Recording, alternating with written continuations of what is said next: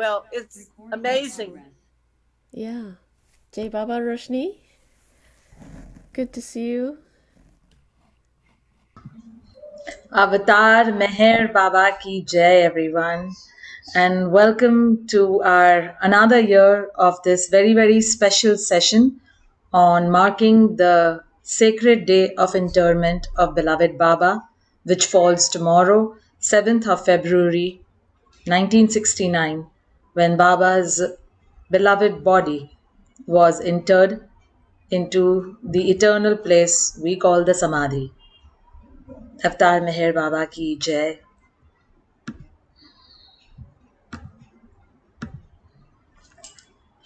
So today, to mark this special day, we have got with us five Baba lovers, very dear ones to all of us.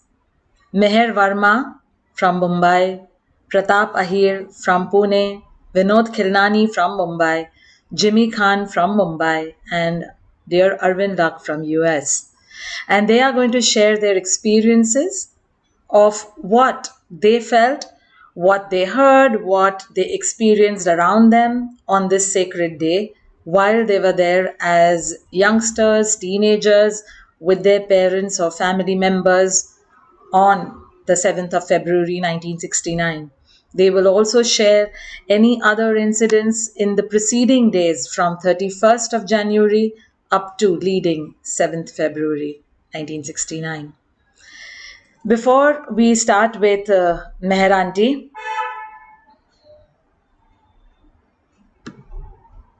I would like to share this short clipping of that special day with all of us, and then I will invite Meher Aunty to share her experience. It is old footed. The sound seems a little bit, scratchy in the beginning, but please do not mind and bear with us. Thank you so much. Jai Baba.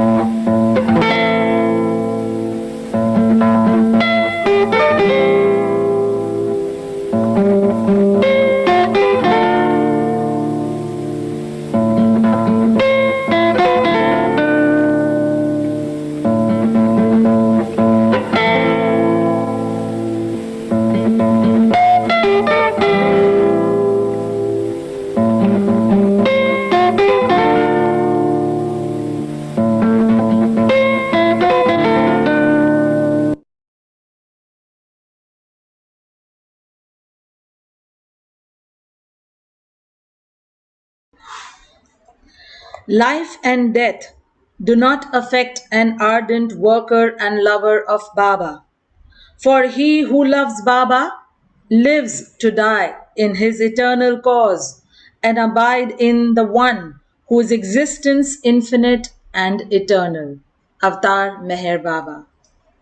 The quote is an extract from the short part called The True Meaning of Death in the book The Ancient One. Avatar Meher Baba ki jai. We now invite our first speaker, Meher Verma ji. Meher auntie, can you unmute? जय बाबा Jai रोशनी Baba. Jai Baba. बताइए So Meher auntie is from Dehradun and she's adored for all the lovely satsangs we have had in Mumbai at her home. And we would ask Meher auntie to share her experiences and what she felt as a 19-year-old when she went with her parents for the last days and the eternal salute to Baba between 31st to 7th February. So, Meher auntie, please share any anecdotes and experiences of that time that have stuck with you, that are dear to you, and that which you remember. Jai Meher Baba. जय बाबा जय बाबा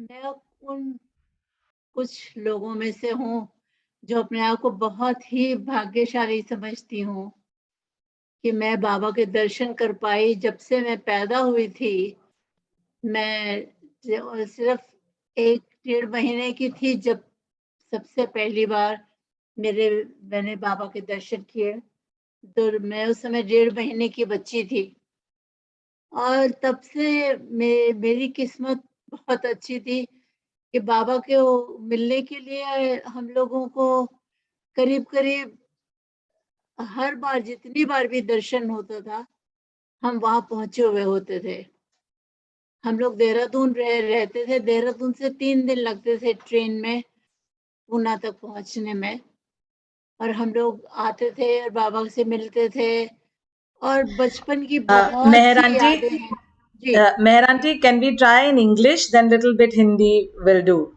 because a lot of our Western Baba lovers are there.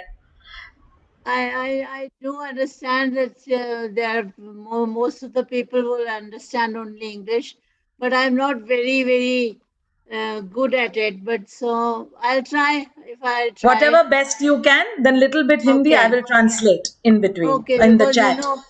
yeah, from the very beginning, I've been studying and living in a Hindi-speaking area, so No that is problem, no why. problem. No Anyway, problem, Ji. Please. so Thank since you. childhood. I've been visiting, or I've been going to meet Baba very often, and I can remember one incident right now. There are so many memories, abundance memories I have, but right now what I can narrate here is I was about 8 years old, 7 to 8 years, and we had gone there at Guru Prasad for Baba to meet Baba. Baba used to call us, my family, quite often. Very many people must have heard about Kishan Singh Ji. In Baba books also, there his name is there. He was my father, and so we were very frequent to Pune. So once I was there, and what I still remember, I was also a child, and I saw say about 10 years old boy, a Marathi boy, a Bombayite, a Maharashtrian. He had come to meet Baba with his father, and everybody knew. I mean, we could see that he was a blind child. He couldn't see anything. So where he reached to meet Baba, and when he met Baba, Baba just gave him love and blessing, and his hand, he just touched his face and head and all. And then Baba told that man, the father, that now you straight away go home without talking to anyone or seeing at the back or something. Straight away go and don't speak anything to anybody and just go. So that fellow, just turned around and asked his child to move. And suddenly, I still remember, I saw that boy almost, running towards exit. And he was going, and the father was also left. He also left, and they had gone. And when they were going, I could hear, I can hear that voice in my ears. I could hear some people discussing each other that, oh, look at that boy can see now. Now, I don't know whether it was true or not. I don't know. I don't remember, because as I said, I was also a child. So I don't know what happened, whether that boy could see or not. He was just the same, but this is what I heard people discussing. They said, look at that, that boy can see and go. He went. So the thing is, so when we came to know about Baba's dropping body, that time, in that time, I was about 19 years old. About what to say about, yeah, I was 19. And we came to know, we got the news that Baba has dropped his body. And in the same day, we started from Dehradun for Pune. And, when we started, like, I was at that time 19, but still behaved like a small child. And the whole time I was looking outside the train window just to see. I could, I used to, at that time, I was feeling that since Baba has dropped his body, now I can see him everywhere. So I was looking around and trying to locate Baba and see that now Baba must be in the sky or somewhere, and I can see him. And so throughout 2 days, I was looking out of the train window to find to see Baba somewhere, which I couldn't see. I didn't see Baba there, but that thing was in my mind that people were talking that the boy was that he could see, That means Baba is God, and when he's God, I can see him everywhere. And now since he dropped his body, now can be seen anywhere. So, but that didn't happen. So we reached Ahmednagar, and we straight away went to Samadhi. And Samadhi was, like Baba's body was already put there. And when I saw that, I mean, the main thing was that what I felt on that day.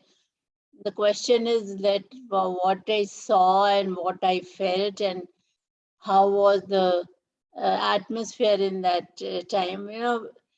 I am not a very learned person or something that I can give lectures on that. But what happened what I saw, I can narrate that. So when I reached there, we were standing in the queue, and we went inside, and then we saw that Baba's body was there and covered with flowers, and only his face was visible, which was, there was a scarf around his Baba's face. And by that time, till that time, till that year or till that age, I had never ever seen a person's body like that. Like, I don't know what to say about Baba, but that Baba had dropped his body, and I had never seen any one person who was not breathing. That was the first time in my life. So I went there, and I want to mention one point that for me, Baba was not. I mean, however I say that Baba was not God, but I never felt that I was sitting in front of God. I could only relate him as my sort of grandfather. I could discuss or tell Baba or behave in front of Baba like a grandchild. So when I saw Baba's body, it was like Baba was sleeping in the crypt, and I didn't know what to do. Anyways, we went there, and there were few steps going down towards Baba's feet, Baba's body, and we were allowed to go there. We were allowed to touch Baba's feet, and so this is what happened. And now everything was around Ahmednagar. Everything was so normal and as if nothing has happened. I didn't see people howling or crying or saying doing they're doing something which we do when we lose somebody in our family or something. Then, but it was very normal atmosphere, and people were only talking to each other about Baba and Baba's stories and Baba's things, um, and the people somebody were going right, somebody is going left, and they were roaming around like a normal day life. There was nothing which was scary or which was sad or anything like that. So I never felt, and so it was since I said that this was the first time I had seen a person who was not alive. And normally, what happens that after that, after very many years, when I saw my mom or my father gone, I was so scared. But when Baba was there was nothing scary or nothing sad, or it was like Baba was right in front of us and sleeping. And then another thing which I noticed was the Baba's complexion, his skin color, which I still remember, which I must mention. It was his feet also. They were like absolutely pink, as if like a rose flower, the pink flower. So pink, very pretty, very pretty. And the facial skin was also pink, absolutely. And when we used to go down and touch Baba's feet, they were absolutely completely soft, and I don't know how to explain, but it was so beautiful. It was so beautiful. Baba was looking so gracious and so pretty, so good looking. Absolutely. I still remember that color of his Baba's skin, and very nice. So I don't know, and we were there for full time till Baba's body was covered. And in the last day, I think 6th or 7th day, this rumors was floating around that the doctors are discussing, and doctors said that Baba's body was so fresh that it seems that it will never ever decay is not the word. I don't know. I hope you understand what I'm trying to say. Baba's body will remain like this forever. So we don't have to cover the body. The suggestion from the doctors to the Mandali and everybody was that if you like, you can just put a glass over it and it will remain like this forever. So, but what happened? Mani Auntie said that Baba said that I will be okay or get up, something like that, on 8th day. And after 8 days, I'll be okay and I will get up, something like that. So that means Mani Auntie said that I can make out with this statement that Baba wants this, that his body should be covered on that particular day. So this was chosen, this day was chosen on that particular day. But the only thing is, I don't know, I was a young girl at that time, and whatever I heard, whatever I'm telling you now is through my eyes, what I saw, what I felt. That's what I'm trying to tell everyone. But everybody, I'm sure everybody else would have had a different kind of feeling and experiences in around that time, which I'm sure the people who are coming after me, they will tell you the other side of the story. I'm sure what I said right now was only my feelings, on only what I saw and what I felt.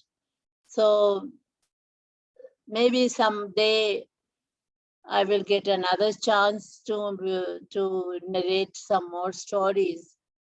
And for today, I think that's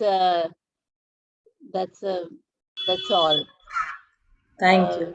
Roshni, I'm Thank you. sure I could tell you the truth. Of course, thank you so much for this share, and it is an intimate and precious, share that you have done with us, and we are so very thankful. We are so very fortunate that you all today who are there, and several others who keep on coming on our Baba Zoom sessions, who have had first-hand experiences to be with the avatar of the age.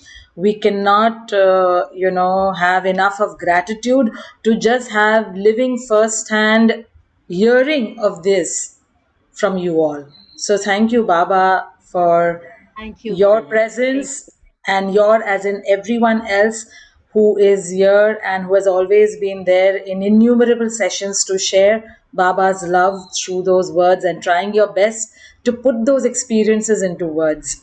So thank you so much for that, Meher Aunty. thank you, Dal Meher Baba and ki jai. thank you Thank you. for giving me the opportunity to talk about it. Jai Baba. Thank you. Thank you. Jai Baba. Thank you so much. We now have with us our next speaker, dear Pratapankar Pratap Ahir from Pune. When he first heard of Meher Baba, Pratapji was about 13 years old. He had been recently admitted to a government funded residential students' hostel from the lower strata of the society. The hostel superintendent, the man in charge, was named Mr. L. B. Thade, had recently met with Baba and had been completely overawed by Baba's magnetic personality. His enthusiasm about Baba also put most of the resident boys in beloved Baba's orbit. Many of them, like Pratap, Rangole, Bade, became lifetime Baba lovers and workers. Since Pratap was being personally mentored by LB Thade, his admittance to this Baba group was natural and quick. On 16th October 1950, when Baba had stepped into his old life for 4 hours at Mahabaleshwar, many old time Baba lovers and some new entrants had the opportunity of meeting Baba. Pratapji was one of them, and he felt extremely happy and balanced after meeting Baba. Until then, his life was wrecked by financial and social difficulties and was drifting. Although there was not much exchange between him and Baba, Baba's smile and mesmerizing beauty was sufficient to enamor the young boy, and Baba became an anchor of his life. So here we have Pratap Uncle who will share his experiences of 7th February 1969 and also sing one or two bhajans for us. Jai Meher Baba Pratap Uncle. Pratap Uncle, yes. Can I am just taking a chance. The reason is that our electricity is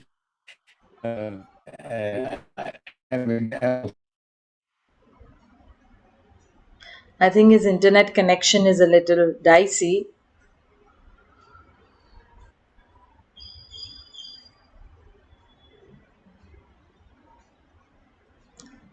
Yes, Pratap Uncle, can you unmute? Yes, I'm sure, if I say you can hear me. of course, very clearly. Yes. Now the only problem point is that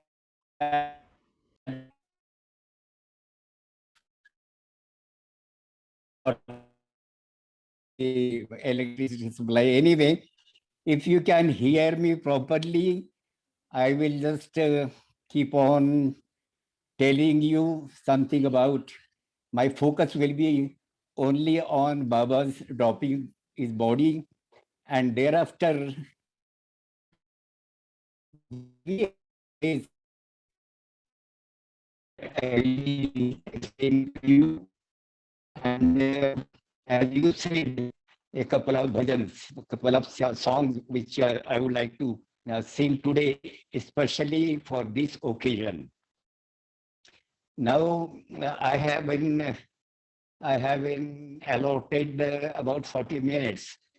So within that much time, you would please give me a signal if my time is coming close to over, then you can give me a signal so that I can wind up my timing, my talk. Now, Yes, Pratap Uncle, please go on. yes, please. Now, by Baba has heard our prayer. Lights are come again, come out, came back. Now, 1969, from 63 onwards, I was working in Mumbai. I was very much involved in every activity of the Mumbai Center. Before that, I was very closely associated with the Pune Center's activities. But from 63 onwards, I completely dedicated myself to the activities with the Bombay Center. And that is what Baba had asked me to do. Now, when I was in Mumbai, for quite some time, when my children were very small children, children in arms, I would say, I have, 4 children. Out of them, 3 were born when Baba was in body, and 1 was born afterwards, after Baba dropped his body. So I'm talking about the second child, that is Prashant, my second son. He was very sick in the year 1960, 67, 68.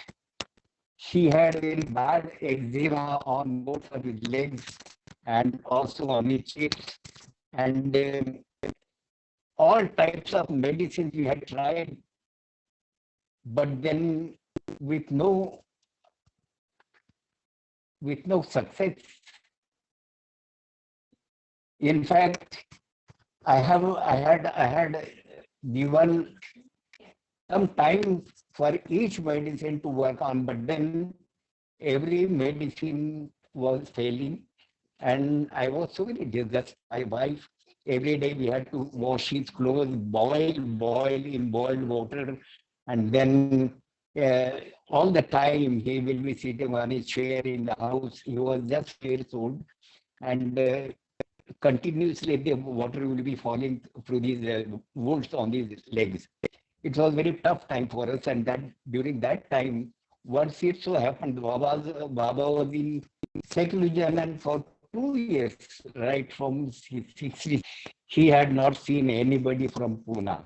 Before that, a year, we used to get chance to go anytime we want to go to Guru Prasad. Baba was having us a blanket permission. We could go to, but then 68 onwards, 67 onwards, say, this was there because Baba was in a very strict seclusion. In fact, because of that very strict and very deep seclusion, Baba's health was failing day by day. It was so very going from bad to worse. And naturally, all the Mandali, especially Dr. Gover, she was very much worried about Baba's health. Exactly during that time, I was having this sort of a problems in my family. And once it so happened, why am I going to the past? It so happened that during Baba's settlement time, I was so very I disgusted was so very that in disgusted. the evening prayer,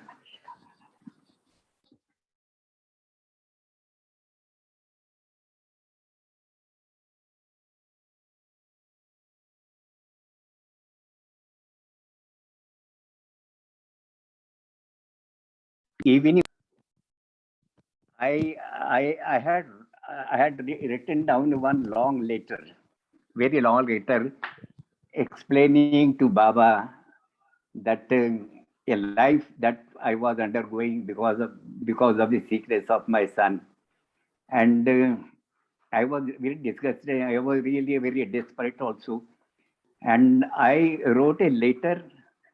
I put it in a envelope. I put a postage stamp on that, and closing the letter, closing the envelope, I kept it on the prayer platform where we every day we pray. And after the prayers, I was just thinking that I will post the letter of the prayers are over. I will post the letter so that Baba will know about the hard time that I am undergoing.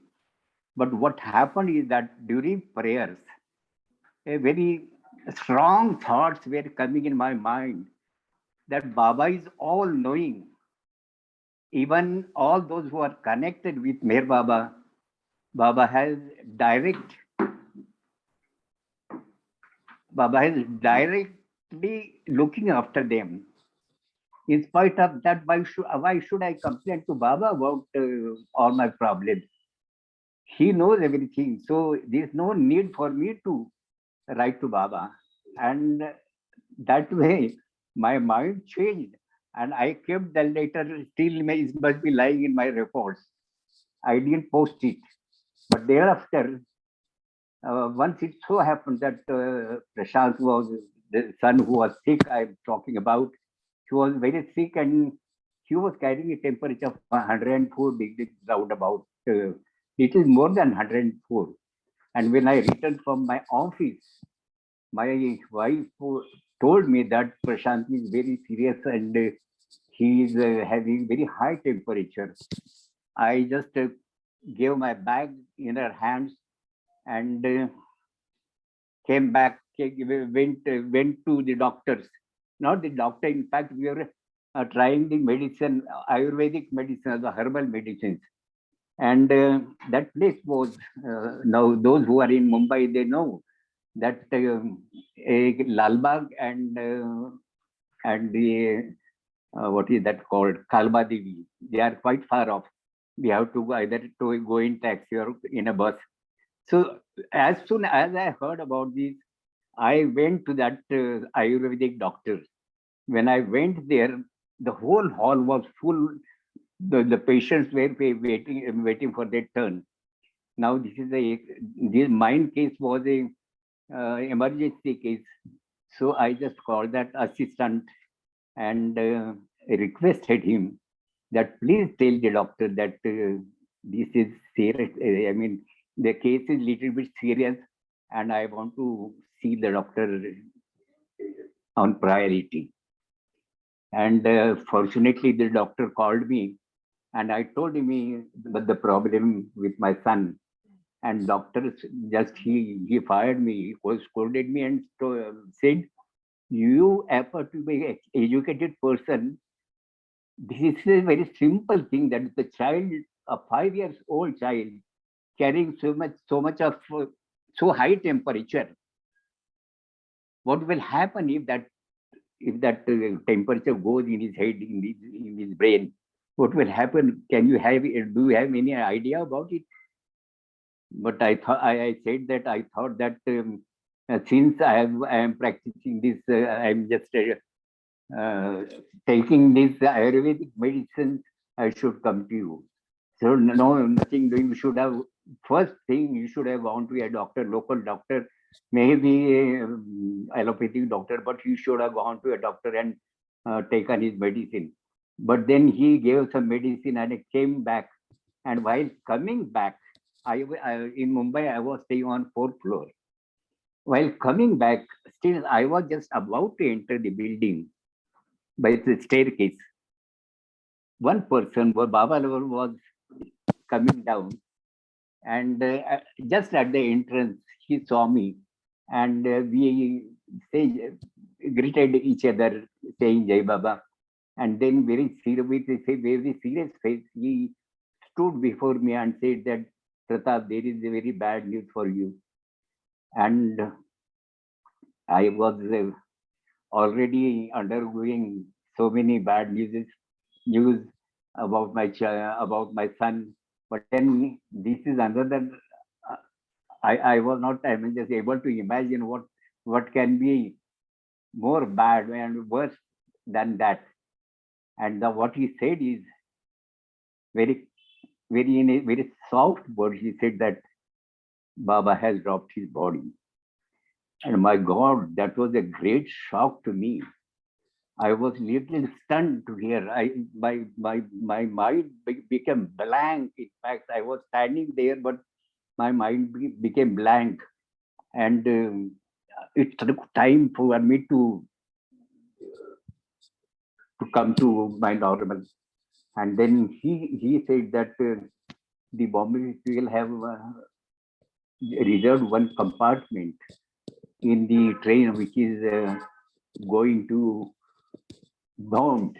It is going the other way. There are two routes, and this train will be starting in the night at 9:30, and you can go in that compartment which has been reserved for Bombay people.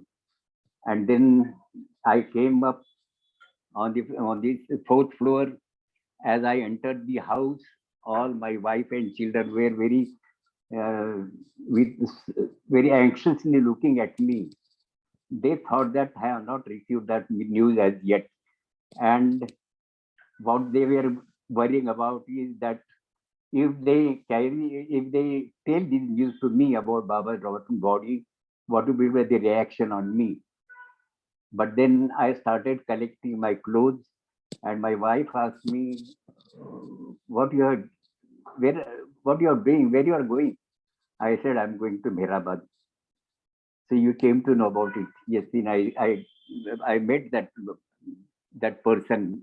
His name was Barbe. I met him and he told me about it, and I'm going to Mehrabad. And then she said that why you go alone? We also will come with you. In spite of the fact that my two children were sick, and the Prashant was more sick. But then by the time I could I could hear the news, his temperature had come to normal.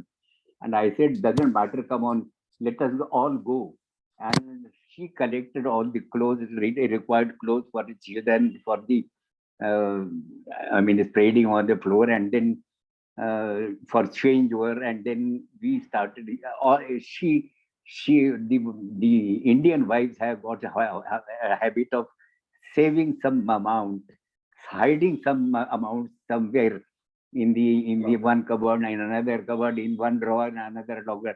They are in habit of hiding the money, and she collected all that money so that they may be useful on the way. And then we went to that compartment. That particular compartment was reserved for Bombay people, and the whole compartment was full of Baba people. And what I did is,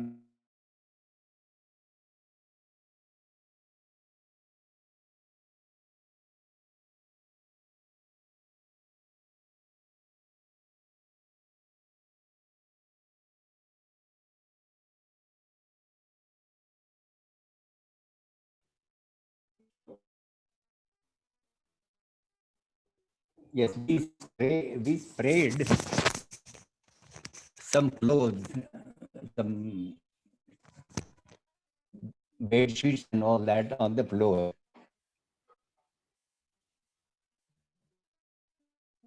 Again, I'm facing the same problem of light. Doesn't matter if you are able to hear it, I will continue.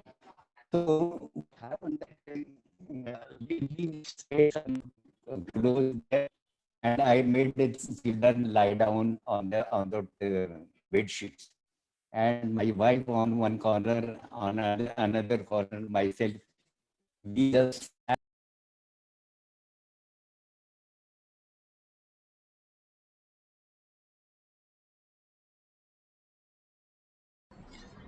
I'm sure he'll be back in few seconds. His electricity seemed to have gone off again.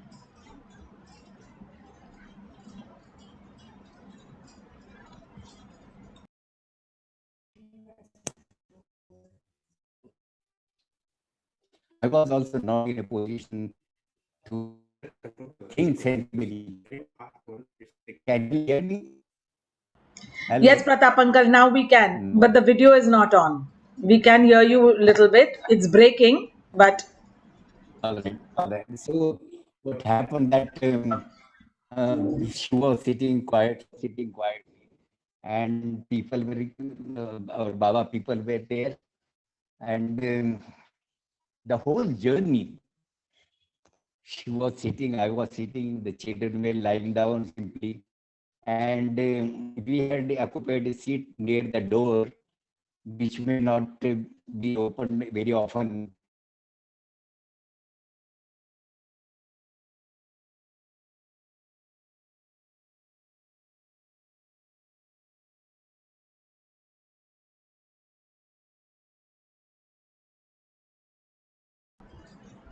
Baba's little tests of love and patience.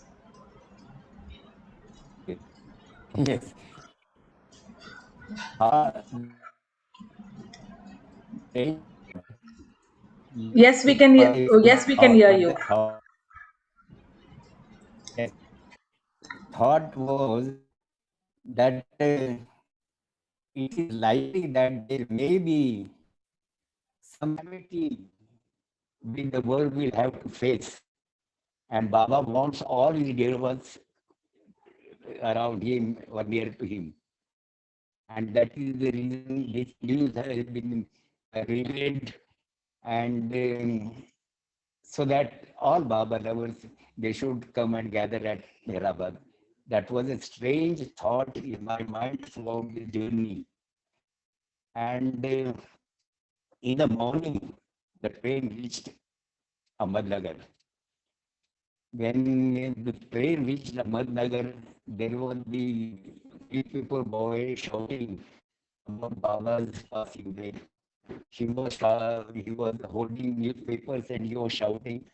And then I went and purchased one newspaper, and then that thought, that hope, which was carrying in my mind all through the journey, that had vanished, and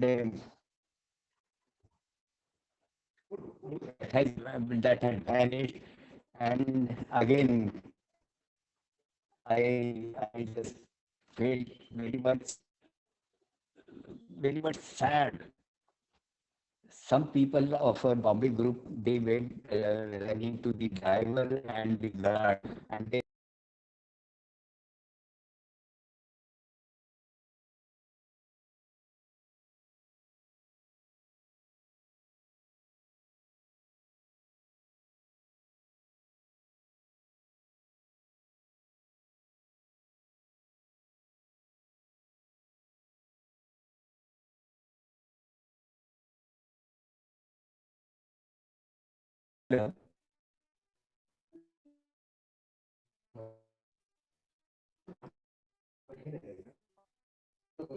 Pratapji, we can't hear you. just wait, Yes, Ji, sure, sure. just wait. Yes, yes. Thank you. Sir, coming and going, come and going. Yes, You can hear yes. me? No. Yes, now we can. Now we can. So I should. So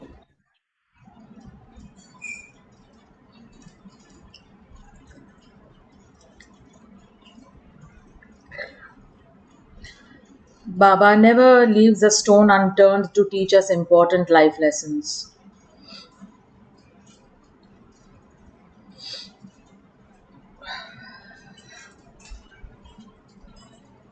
And Zoom is his best tool now since last 2 years.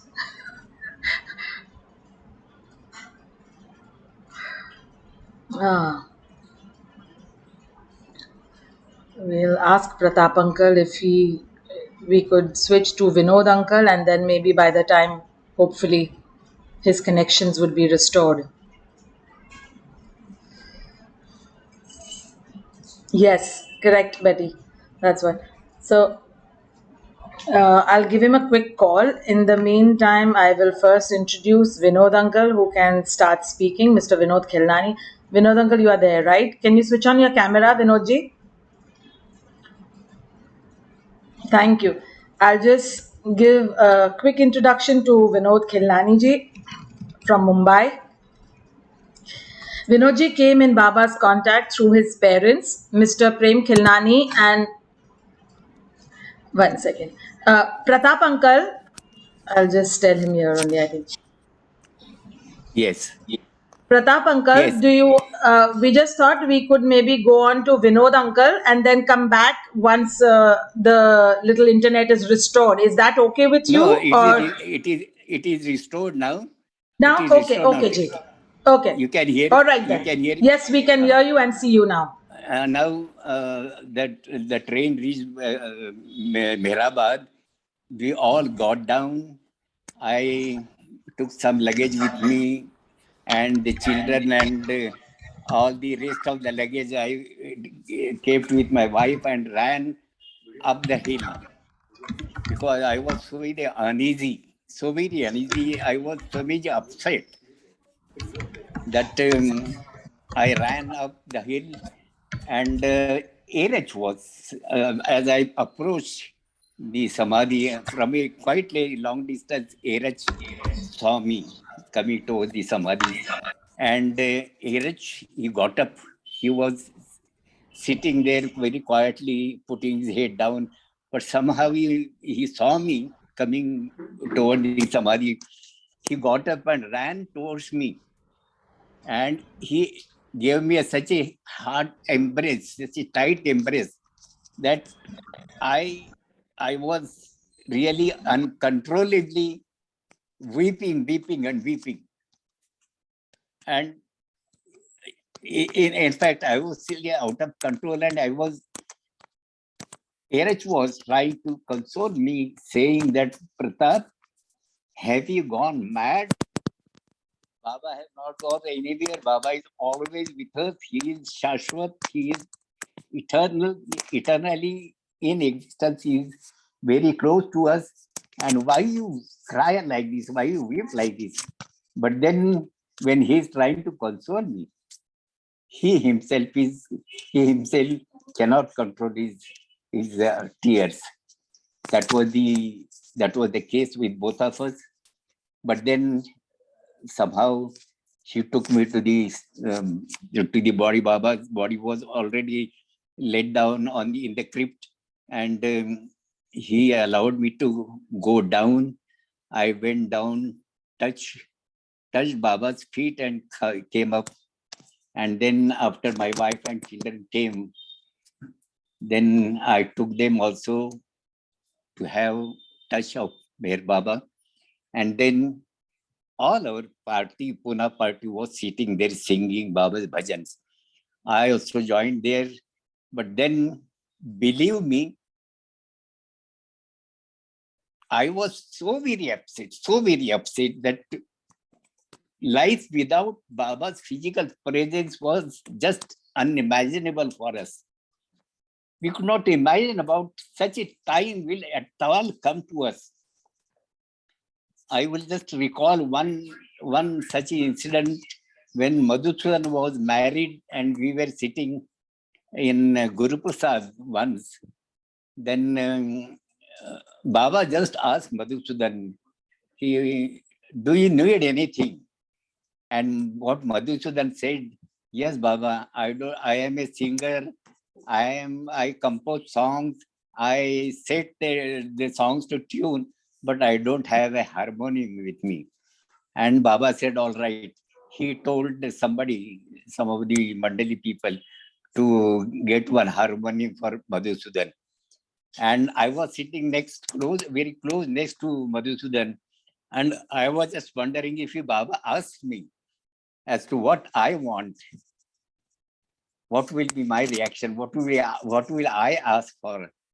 And immediately the thought came to me, I will ask one thing, that now comparing my age and Baba's age, I cannot just, I can just think of Baba being all time in body with us. So if at all Baba drops his body before I die, then I would request Baba that, Baba, now since you are asking me as to what I want that even after you drop your body, you should give me darshan in the same body as you are sitting before me. This was the thought in my mind, but Baba never asked me about that. So that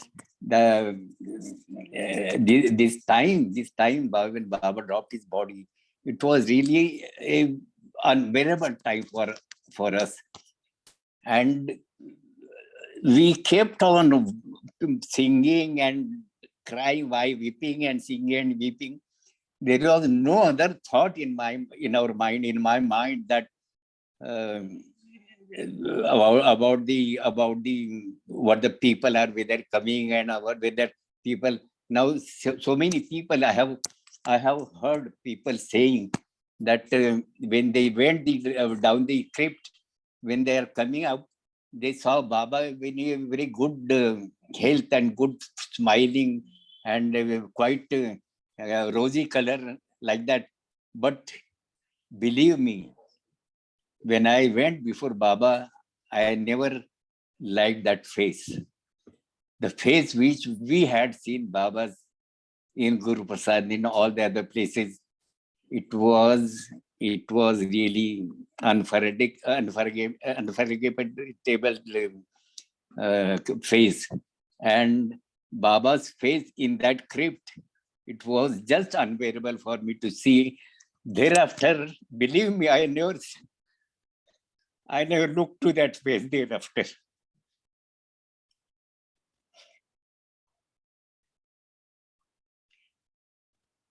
One of our close family friends, a woman, she was treating me as her own son.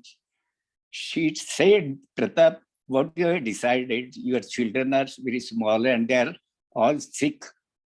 So what you have decided, whether you will be staying over here? Yes, I said, I will stay all the 7 days. I'll be here. But then she told me that I will take your wife and children to my house to Pune. I am going this evening. I will take all them to, and you can continue staying here in Mehrabad.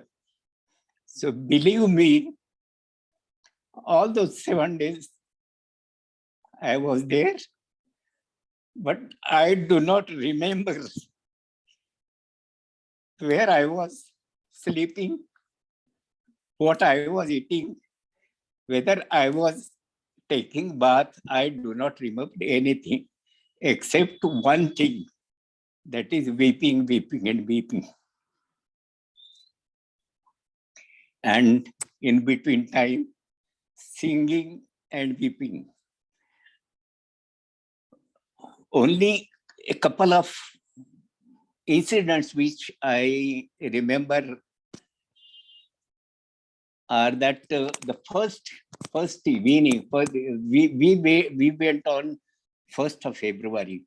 So 1st of February, 31st January, Baba dropped his body. 1st February, we reached there. And thereafter, when my children and my wife were to be taken to Pune, I also went to the station to Nagar, and we went to Adi's office. And in Adi's office, I went there along with 2-3 people were there with me. Even K.K. Ramakrishna was there, Pune Center Secretary. And we went there just to inquire with Adi whether Adi wants any help from us. But Adi said, now everything is now put in motion now. And we have already posted all the telegrams and everything is over. And then we came back to Ahmednagar. We came back to Mehrabad. Believe me, I really do not remember as to how I was passing time. Whether it was sitting all the time in front of the Samadhi, whether it was moving about here and there, I do not remember anything, except one thing, that every day doctor used to check Baba's body, and every day they were just postponing the interment of that body. But ultimately, the trust decided, Mehrabad trust decided that the body will be interned only on 7th of February. That was final, and that information was relayed on the radios and all channels, all newspapers and all that, so the people could know about it, and people immediately rushed towards Mehrabad. I stayed there for all the 7 days. Once I was just coming up when Dr. Harry Canmore and Dr.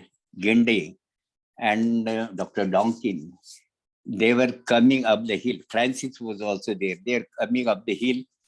And I was just very closely following them. Gulabdas Panchal was there. He went to tell Dr. Gende and also Dr. Harry Kenmore that as there is one body of one saintly person in Goa that has been preserved for years and years. So why not do it here? Preserve Baba's body with necessary chemicals and whatever process they do.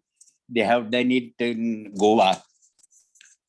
And Dr. Harry Kenmore said how long you are going to preserve it? It's not a good idea. That is what he said.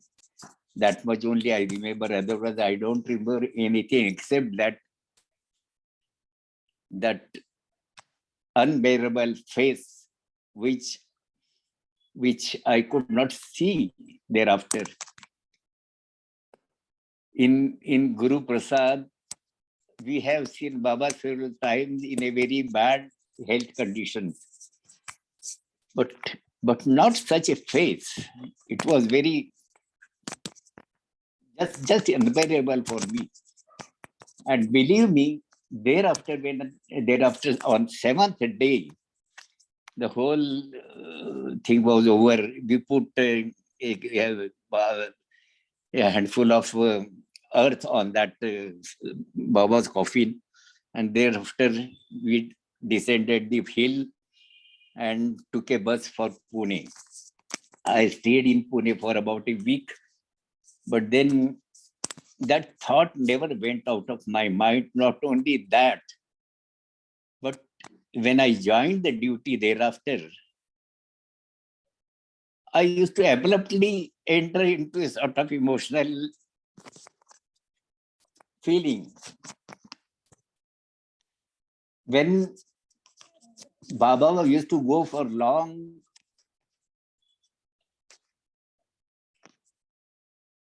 Baba used to several times go for long seclusions. But then we had a hope that Baba is there in Mehrazad, and a day will come when he will call us. That hope was already there. But since Baba had dropped his body, that hope was also vanished. And we could not have any hope of seeing him again.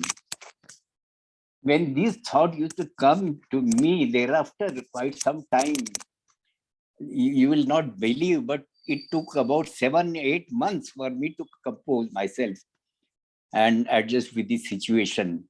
It was so very bad. Even I had a big in my office. I had a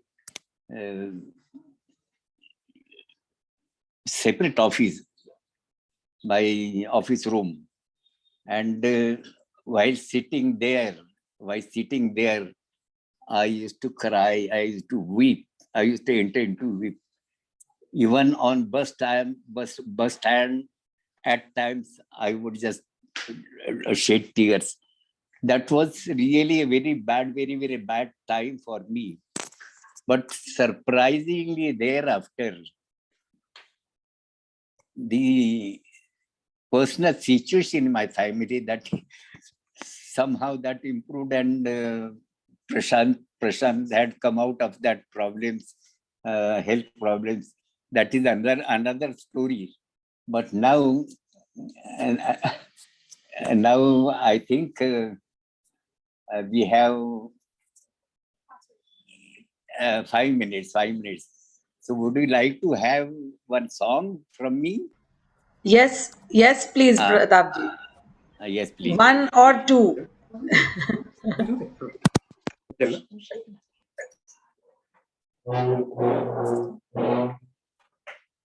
Roshni, you made me wait today.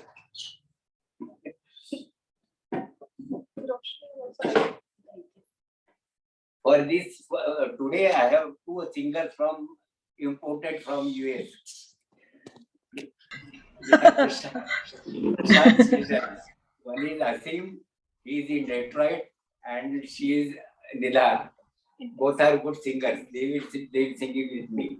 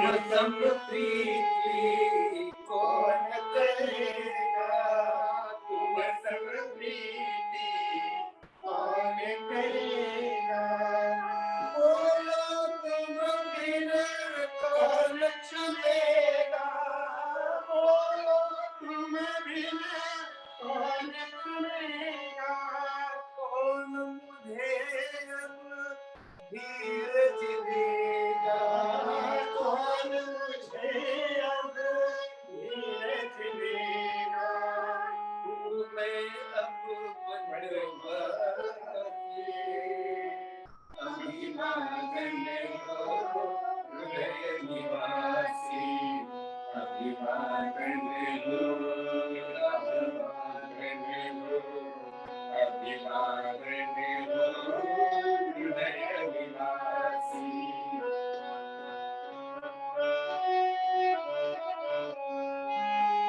जब जब आओ इस धरती पर ले अवतार प्रभु जी मेरा, जब जब आओ इस धरती पर ले अवतार प्रभु जी मेरा, मधुसूदन को शरण में आतो बिनती अनिवासी,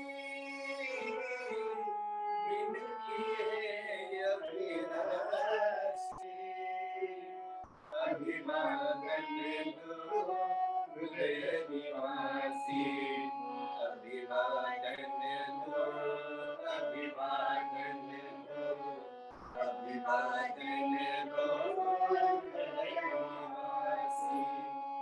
अखियाँ सतरूप की प्यासी, अखियाँ सतरूप की प्यासी, अभिवादन दो हृदय निवासी, अभिवादन दो, अभिवादन दो, अभिवादन दो हृदय निवासी, अभिवादन दो हृदय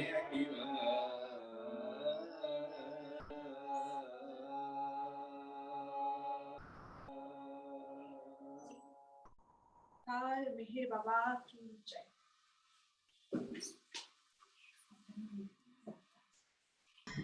Jai Meher Baba Pratap Uncle. Thank you so much, Pratap ji, for such for such a close, intimate encounter and feelings that you shared. And I feel most of us were in tears and sharing that space with you, with beloved Baba. Thank you so much for that. Thank you, Ji. Jai Baba. Jai Baba. Jai Baba. We now move on to dear Vinod Uncle from Mumbai. Vinod Khilnani is our next speaker.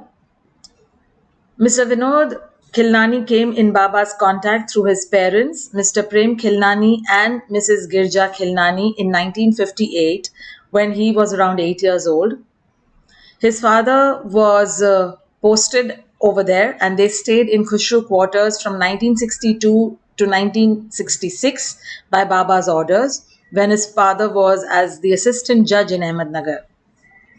They came in very close contact with Baba during that period, and Baba took great interest in their family and became a part of their lives. When his father was transferred to Alibag as a district judge, Baba told him to come back to Nagar and be close to him till he was there. With beloved Baba's grace, they came back to Nagar and stayed there till 1971, and hence could be present when he dropped the body on 31st January 1969. Before Vinod Uncle starts, also want to just share that one of the other very ardent Baba lovers, Gulab Das Panchalji, His wife, Neeruben, also went to beloved Baba 3 years back on this very day, 6th of February.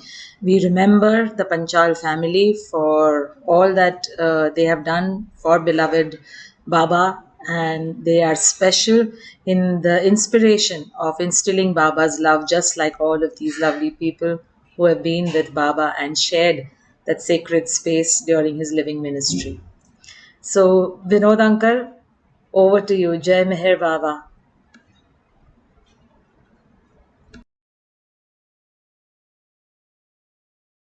Vinod Uncle, you need to unmute.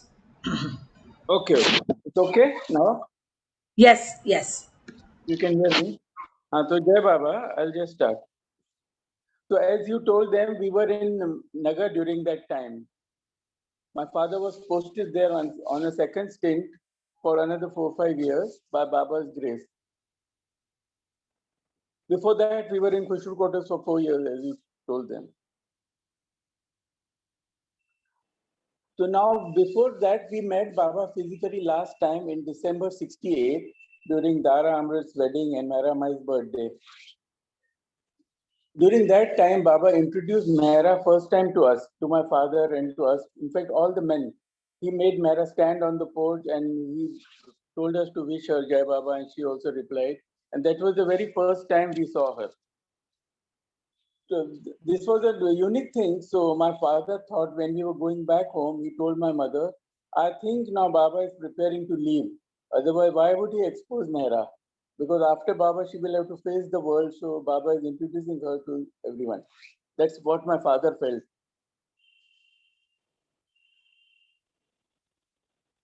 And other thing I want to relate this thing, I had asked Baba about a year back when you used to meet him in Mandli Hall, that I was about to go to the college. I had asked Baba what I should study. So Baba had said, I will let you know when the time comes. So on 9th of January 1969, I suddenly got a letter from Baba, and he told through Erich, and he told me that he would be happy if I studied chemistry and did my MSc in that. So that time was so critical because Baba knew that he is going to go, and he had kept his promise. So now on 31st of January in 69, we were staying in District Judge's bungalow in Ahmednagar. Suddenly we got a call, my father got a call from Adi Irani. And he told, I still remember roughly what he told him. He said, listen very calmly, there's a serious and unexpected sad news. Don't get panicky or overreact. Then he said, Baba has dropped his body today and we are taking him to Mehrabad and you come. He told my father. We also heard that we were all very stunned and could not believe what is happening. We just could not believe. It was a great shock to us. But then we naturally went to Mehrabad. I think we went on the same day or the next day. What I remember when went there first, we saw Baba lying in the crypt with flowers and ice surrounding him. And all was, there was a little confusion and chaos because all people were coming, going. They were unprepared for this event. So it was a little unmanaged thing.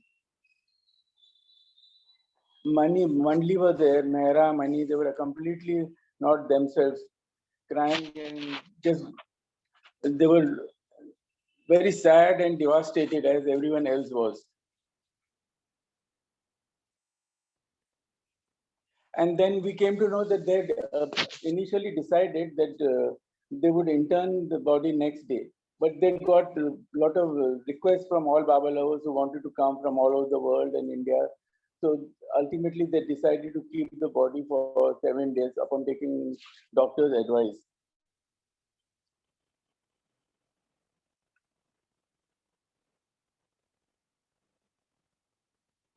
But what I felt personally, when we saw Baba lying in the crypt, his body was not like a normal other any dead body.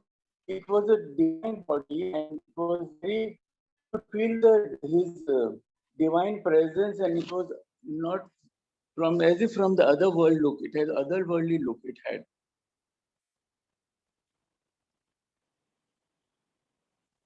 but we could not take darshan for a long time. Many people were coming. He used to come every day and just have a glimpse of his darshan and move on. But every day, as we saw, our body was getting fresher and fresher, and it was looking more alive and rosy. I felt that. Many other people also felt that. Then I remembered that Baba had said that I will give darshan reclining if it is not possible to give, because his health was deteriorating. In our darshan program, we fixed in Guru Prasad for April. And when Mandli told him that it may not be possible, the Baba had said, I will definitely give the darshan, maybe reclining also. So that thought occurred to us that maybe Baba is giving his darshan in a reclining position now.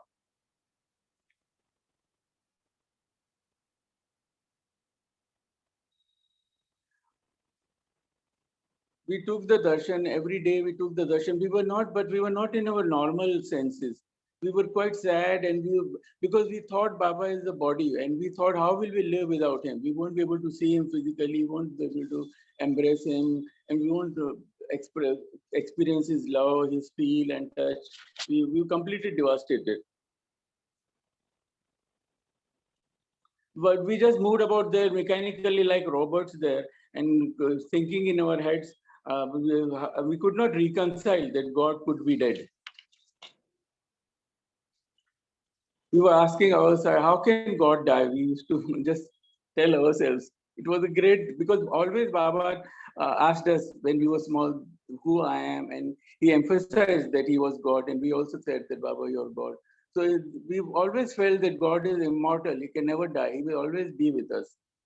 But then slowly we remembered that Baba had given a lot of hints, like, I am not this body. My work is completed 100%. This is my crucifixion. I will give darshan reclining, etc. He had said these things before many times, but the hint, we could not take that hint seriously, and we could not think that it will result in such a thing. And in the last day, I think Baba had told Alubar to bring those Hafiz's 3 quotes and put it in his room. Befitting a fortunate slave, those 3 quotes. Actually, those quotes are very important and very consoling. They give answers to all the problems, all the questions or doubts which we have. So by reading that also, we could reconcile that is Baba's wish, and we should not ask Baba, and why he's doing, we won't be understanding what he's doing. It is his work and his will. And slowly now we began to recover, very slowly recover from the shock. And we began to feel him in our heart and with us all the time. And more close, slowly, as if he was in our heart, sleeping and awakening slowly. We used to feel that. And slowly that feeling increased. And now completely I feel that he is with me all the time, guiding me, loving me, and he is our only support now.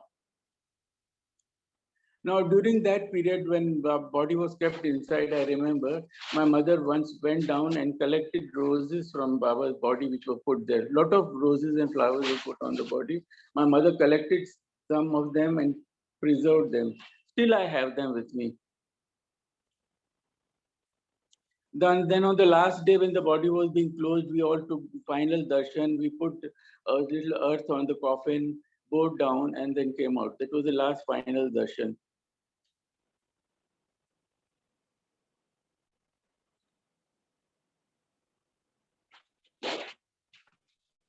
I can remember these minor things, and actually it was such a sad occasion. I never tried to recollect those moments again, because it used to give us a lot of pain and suffering.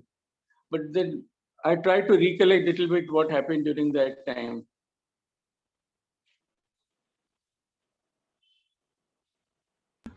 Thank you so much, Vinodji, that you did that. And I'm sure it is a similar feeling with everyone else as well, including you. So, thank you so much for sharing, Vinod Uncle. Thank you so much. Jai Yeah, Baba. yeah. Jai Baba.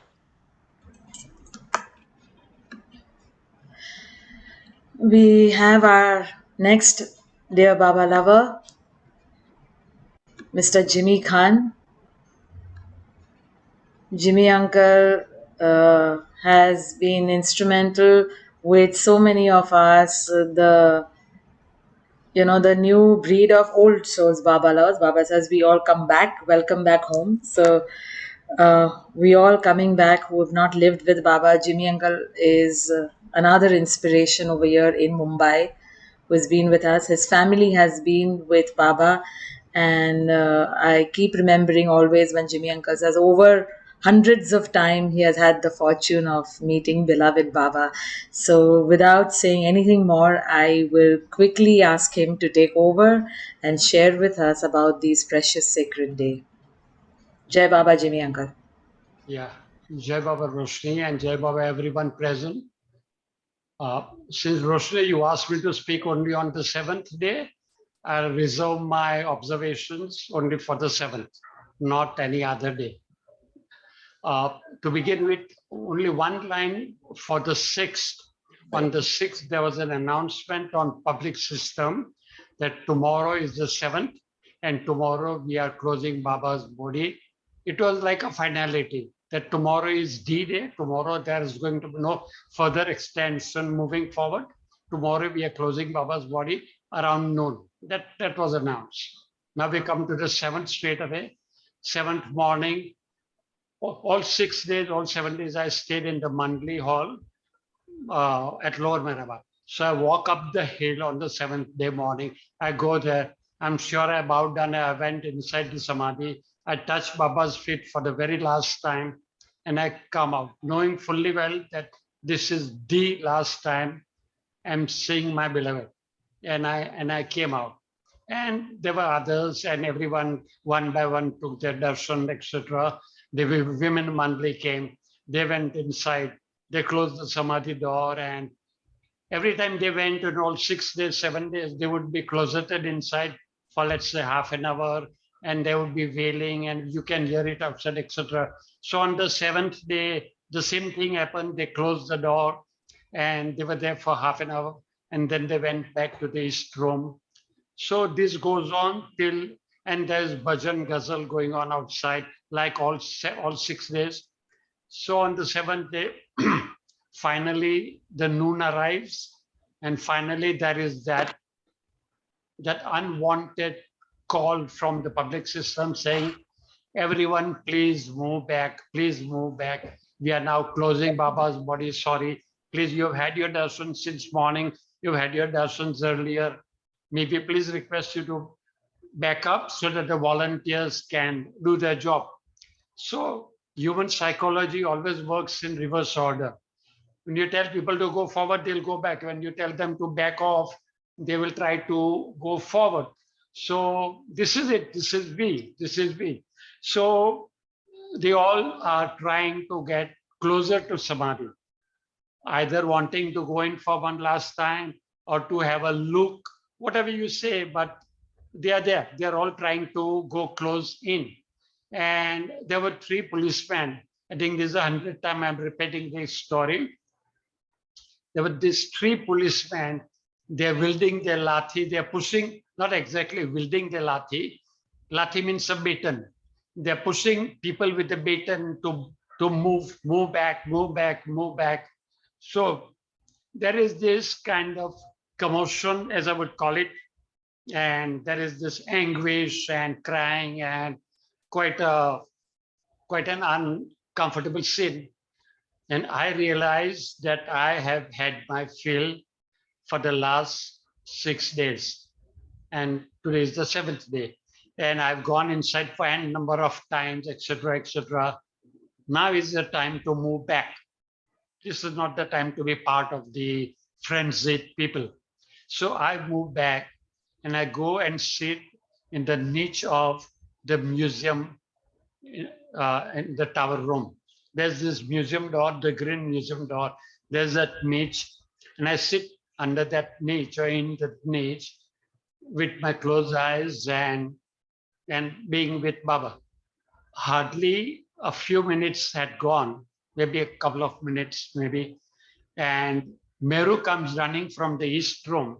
East room is a room at the back where the women Mandi stayed when Baba was at Mehrabad on the hill, where Mera Mera, Mani, and Naja had stayed. That is the east room.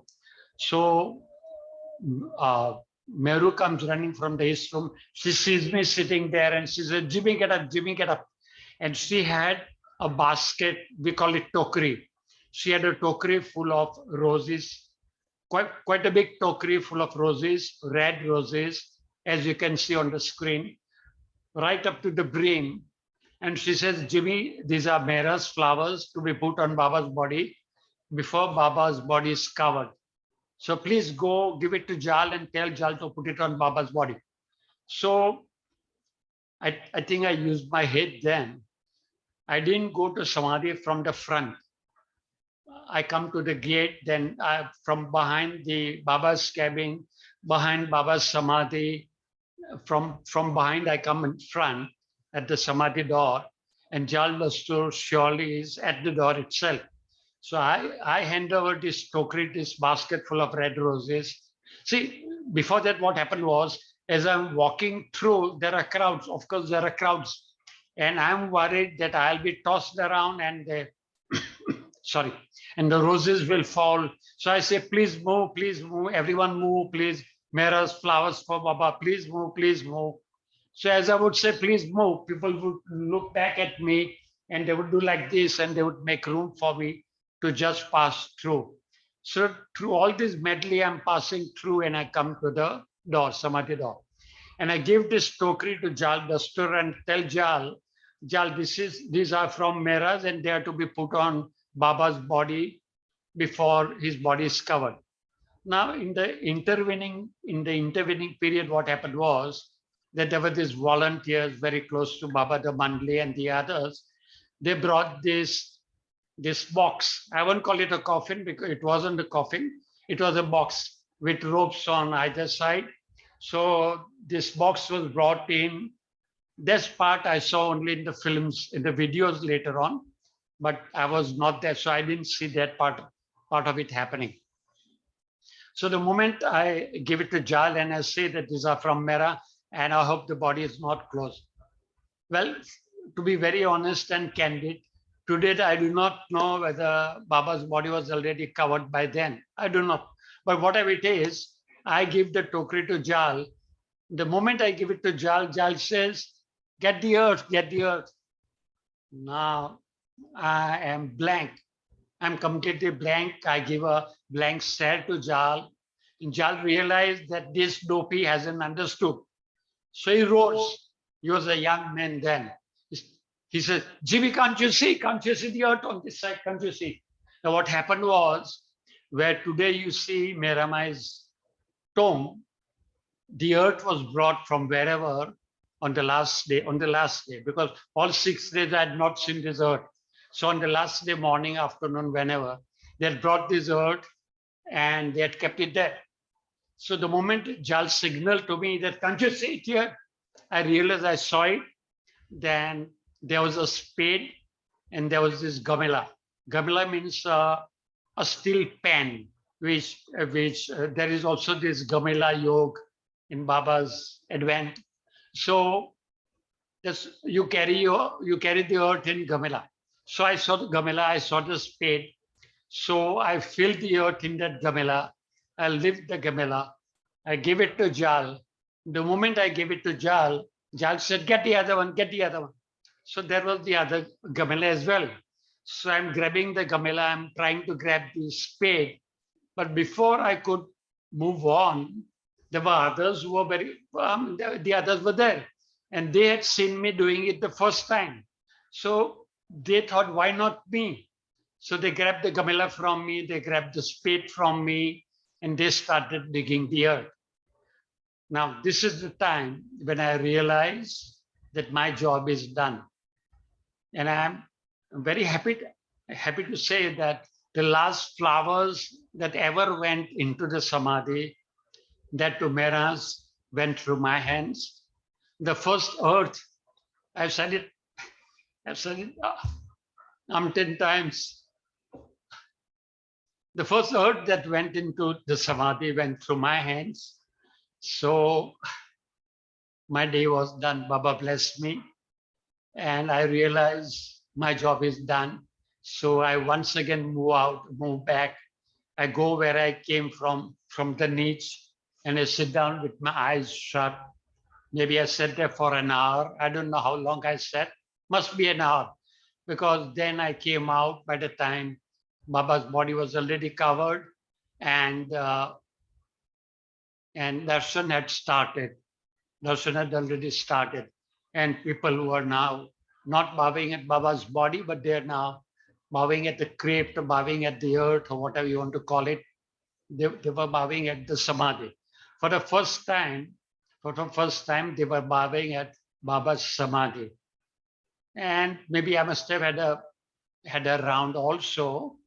And then in the afternoon, I go back to Lower Mehrabad.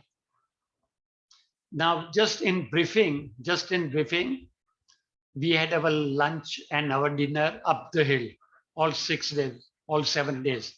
So I must have had my dinner, my lunch, and then I went down on the next day, which is the 7th of February. I beg your pardon, which is the 8th of February. On the 8th of February, I come up. The Bombay group has already gathered near where is Sabha Mandap today. So we gathered there, and Irach was there. So the seniors said, I was in my 20s.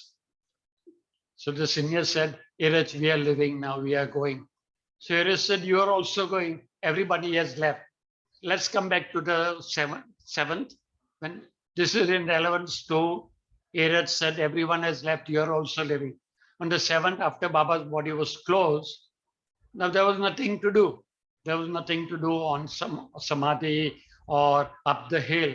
So people started moving out and going to their own houses, their places, their cities, etc. So by the time it was the 8th morning, it was, well, sorry to use the word desolate. It was desolate. I'm sure only the locals from Nagar were there, locals from Arangaon were there, maybe a few from Nagar were there. That's all. The rest had already left. So the seniors said, Iraj, we are leaving.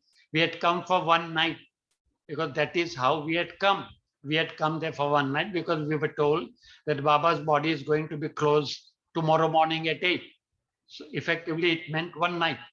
But we had stayed for 7 nights, and we said, now you're also going to Merazad, so we are going. But I understand that the Mandli had stayed for 4 or 5 days more after the 8th, which I didn't know for many years. However, Dada Janji told me that they had stayed back for a few days, and the Mandli also had stayed for 3 or 4 nights more. So long and short, we come back to Bombay, come back to Mumbai, and that's the end of our annual trips to Pune, to Guru Prasad. It came to an abrupt end. Never realized, never knew that Baba will be gone any day. Never ever dreamt that one day Baba will be gone. So that's it. This is it. Jai Baba to you. Thank you. Jai Baba. Jai Meher Baba. Thank you so much, Jimmy Uncle. Thank you so much for that precious share. And we can't imagine as you all as youngsters with the emotions, with the feelings, just trying to think what you all would have, gone through, whether you were able to express it at that time, not be able to express what you felt.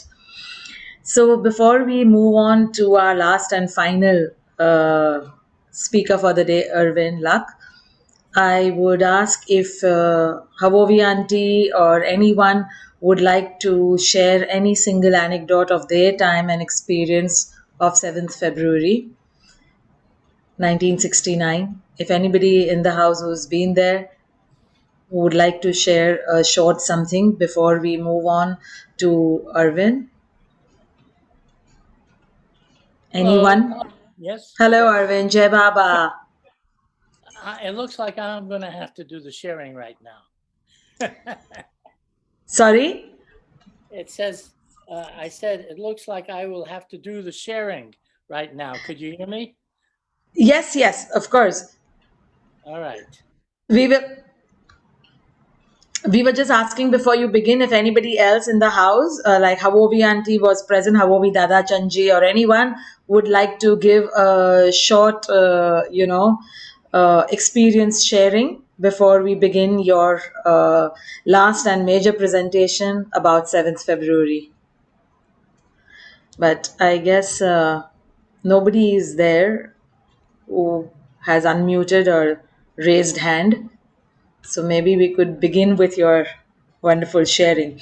I would like to read out something in Irwin's words himself about his meeting with beloved Baba. I met Meher Baba when I was 23. I went to him because I wanted him to show me God. I heard that he said he was God, the infinite, now in the human form at my level. So I thought I would approach him and see what he could do about what I wanted. I was tired of hearing about God, reading books and Bibles about him, hearing other people's experiences and endless stories about him, endless pilgrimages. I wanted to see this for myself, not more words and places. So I thought, no one is high enough that they could show me God. Only God could show me himself. I will see what Meher Baba will do to satisfy me. And so it happened. I journeyed halfway around the world to meet him. Little did I know I would be taken into his family. Little did I know the path he would set me on. Little did I know what he would show me to share with you all. Avtar Meher Baba ki jai. The house is yours, Arvind, to begin. Jai Meher Baba. Jai Meher Baba. Yeah, everything that you read, I had written that because it was also true. At the time, I wanted to know God as he really is, and there was no one that's going to show me that. That is just on the intermediary path towards themselves wanting to experience the same thing. So I had to go meet him. And that was going to be the way that I would need to do it. No more hearing about it like we're doing now. No more reading about it and all of that. I wanted to see for myself what this God is that has been spoken to me ever since I was born, that there is a God. You can't see him, of course, but he's there. And now it's important to try and see what it is he wants and what it is that I'm supposed to be doing as a little tiny cog in the entire wheel of all these people, great and small, some of them so great, they're in the mental spheres, they're in the higher planes, and still they don't have that experience either. And they have to go to him for that. So I thought, well, it's better if I go now than later. I don't need to become God, I don't need to become conscious of the subtle worlds and the mental worlds and all these worlds besides this little earth world that I'm presently living in. And if you compare the size of this planet that we all live on to what the universe is, if you said it was a speck, even that's too big.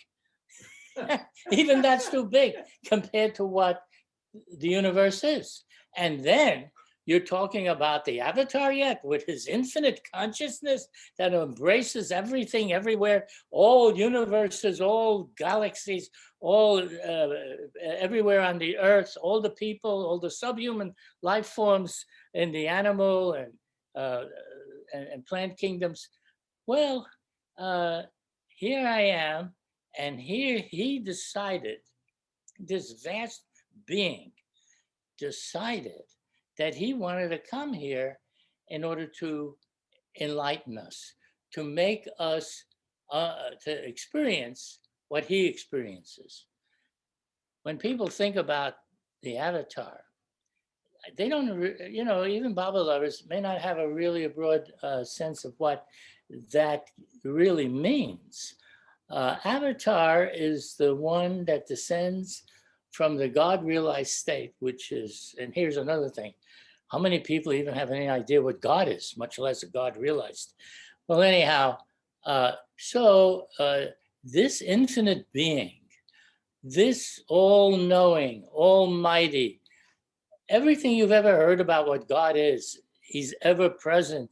He's in you. He is outside of you. He's everywhere.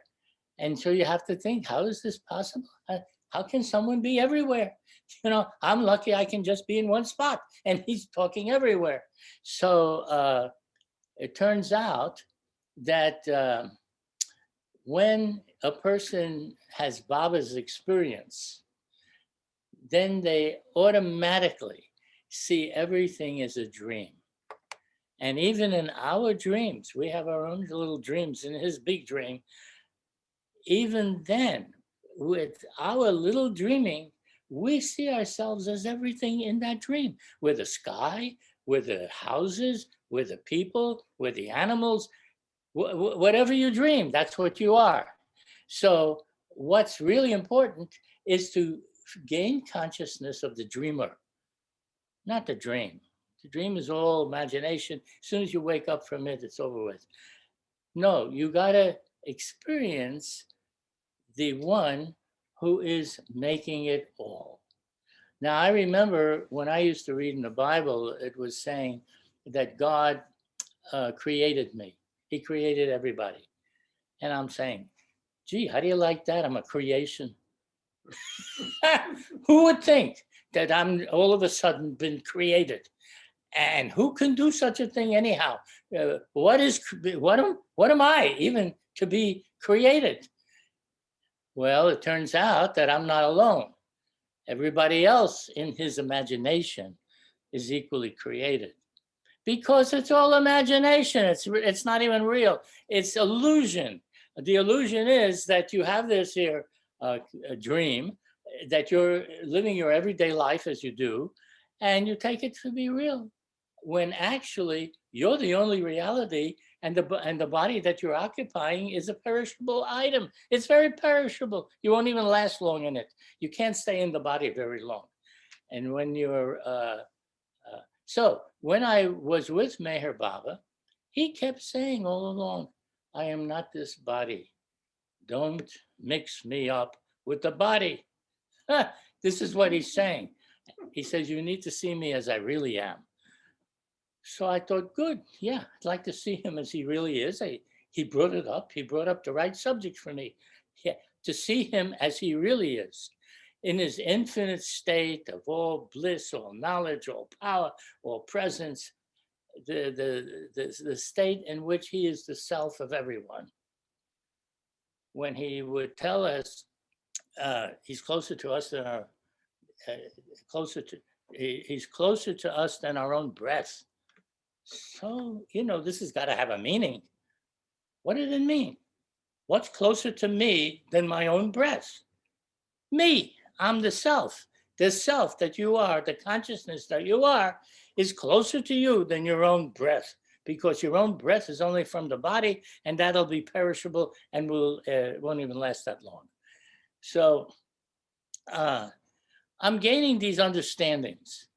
See, Baba did not give me the experience of his divinity, of his godhood, but he gave me the understanding of a lot of what he experiences and how he experiences things, which is why he has to do things in the world and beyond the world that we don't even see, but he has to do things from a point of view that's totally different than our point of view.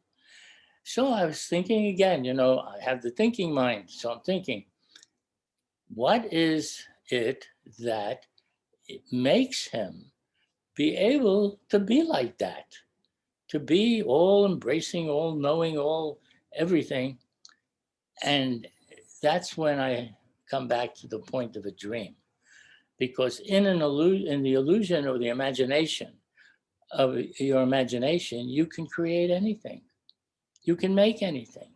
You can have any kind of character or story that is in that dream. And then in the end, you find out, like all dreamers do when they wake up, that it was nothing. It was just an illusion. It was something that you created in your imagination. So I'm gaining a better understanding of Baba and his experience. And he's talking like everything is a dream, all that we're experiencing. So I said, what happens when the mugger comes and bashes you in the face? You're going to feel that's a dream. You better run like hell, or you better defend yourself or do something, because being bashed in the face is not a pleasant item. So in order to make a dream real to us, because you see the illusion, it's called illusion because you think it's real when it's not. So he has to work with that. And what is his plan? Well, you know, it's not all that complicated. Baba has said it many different ways. The plan is to raise your consciousness and the consciousness of all beings another step higher, or even to realize God, to realize yourself as you really are. When he's saying, you have to realize me as I really am, what is he talking about? He's talking about you. He's talking about your own infinite self. You got to experience that. That's the point of the whole universe and everything that's been made, in order to advance you to that point where you can experience it. Anyhow,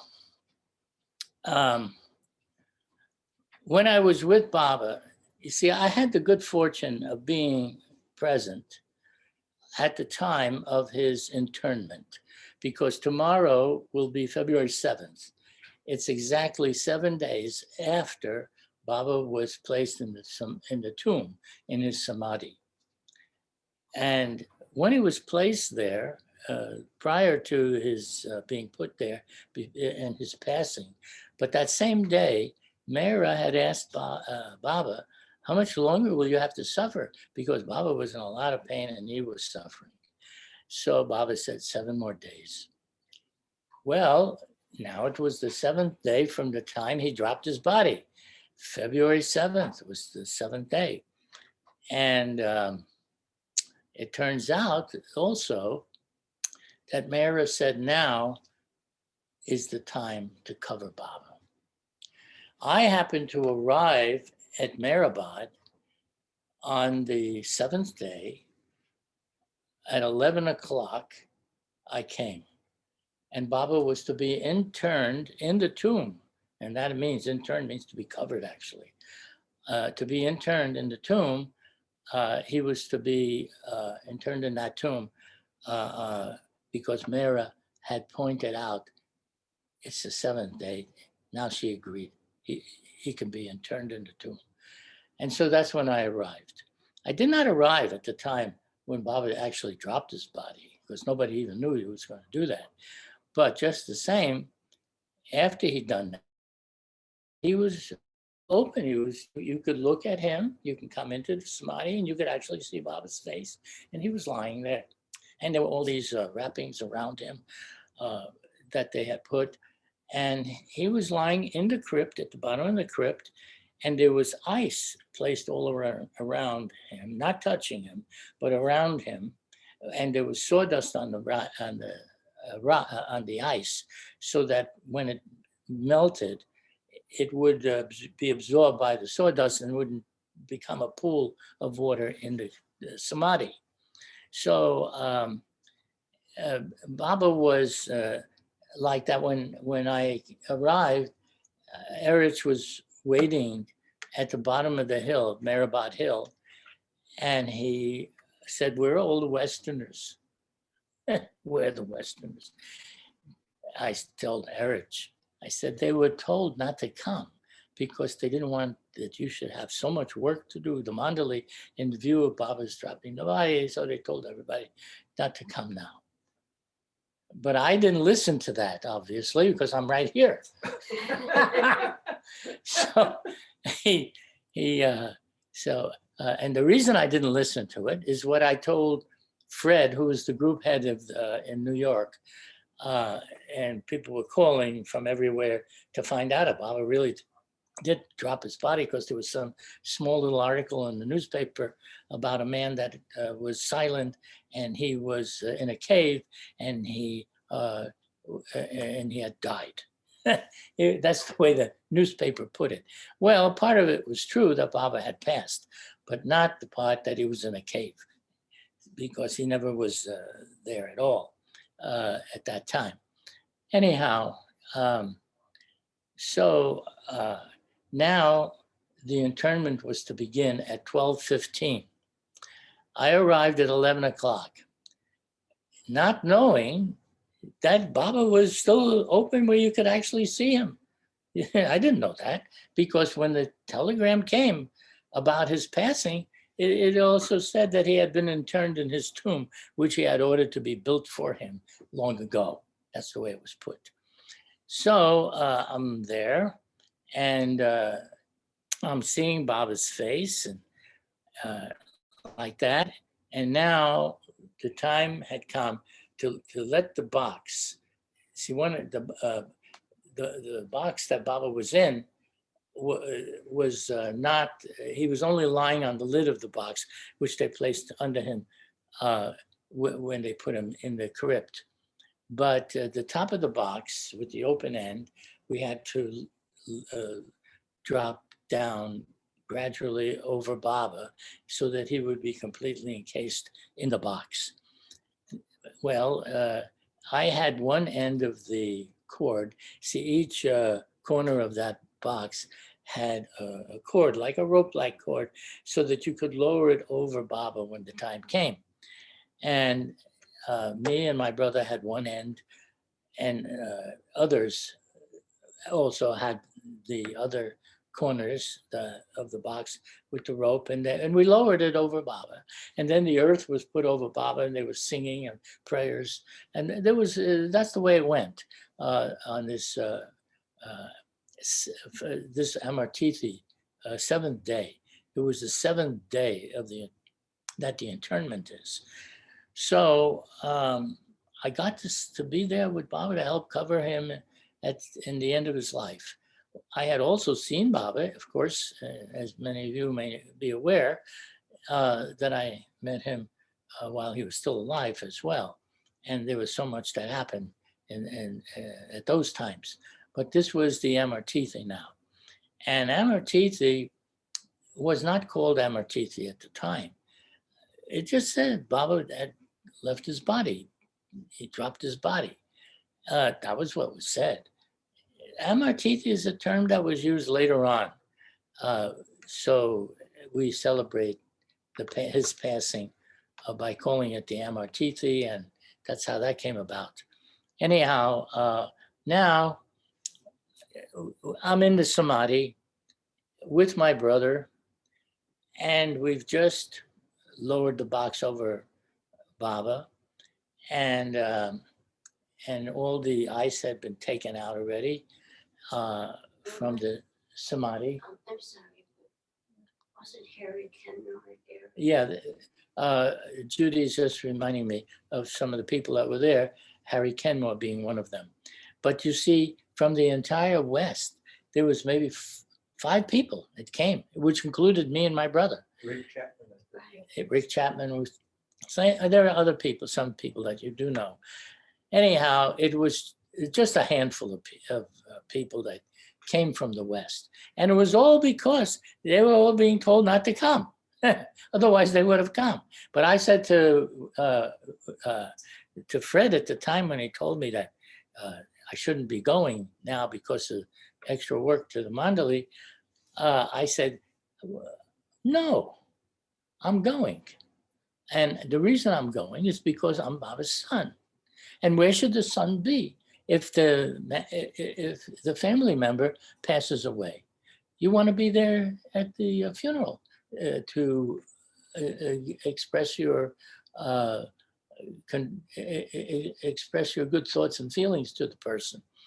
And I wasn't going to listen to anything telling me I can't go. That was totally out. And Fred, he was such a sweetheart. He's a really fine man. People were calling from all over the country to find out whether this little article that they saw in the newspaper about Baba passing away and then in a caveat. So they're calling Fred to ask him if this was true, because they know if anybody knows, it's going to be him. And well, of course, he told them what happened. And now I said to Fred, I said, listen, Fred, if you don't go, I know you're telling everybody not to, but if you don't go, you'll regret it later. So he looked at me askance, because this was too early to be saying something like that. And then after, but I'll just skip over some of it, and I'll just tell you that a few weeks after Edward and I, my brother Edward and I were there, then the Baba groups from California and from New York and wherever they're from, they started arriving. It was now about a couple of months or 3 months, something like that, 2 to 3 months later. And he came up to me when he finally came, and he said, you know, you were right. I really regret not having gone at that time. Because when I arrived, and Erich was at the foot of the hill at the time, and he asked, where's all the Westerners? We're looking around and we see thousands of Easterners who all were in lines, in long queues, waiting to go into the Samadhi to pay their respects to Baba. And he's talking about a handful, well, I'd say more than a handful, but a very small number of people, that if everybody would have come, it would have still been a fraction of the people that were coming from the eastern countries and from India. So, all right, so anyhow, but he did come at that time. And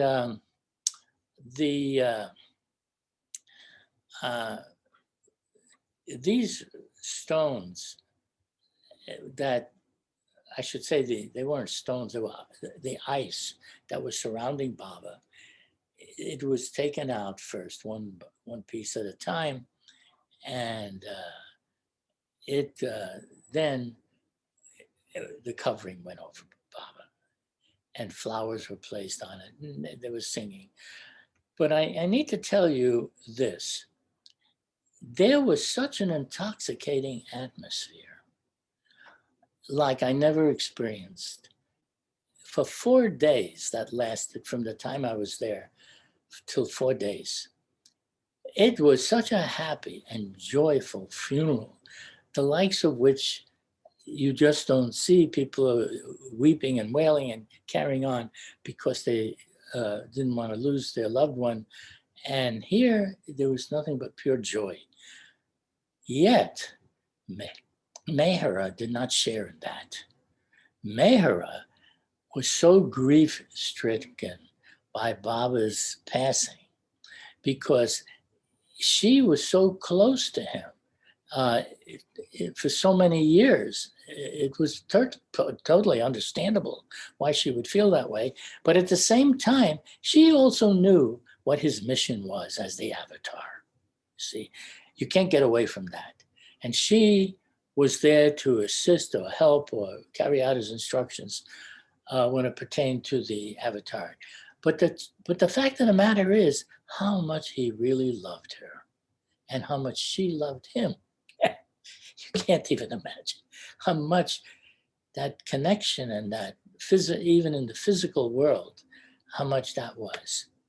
So she lived for another 20 years, and people would come to Mehrabad and they would hear her stories about everything that happened when she was with Baba.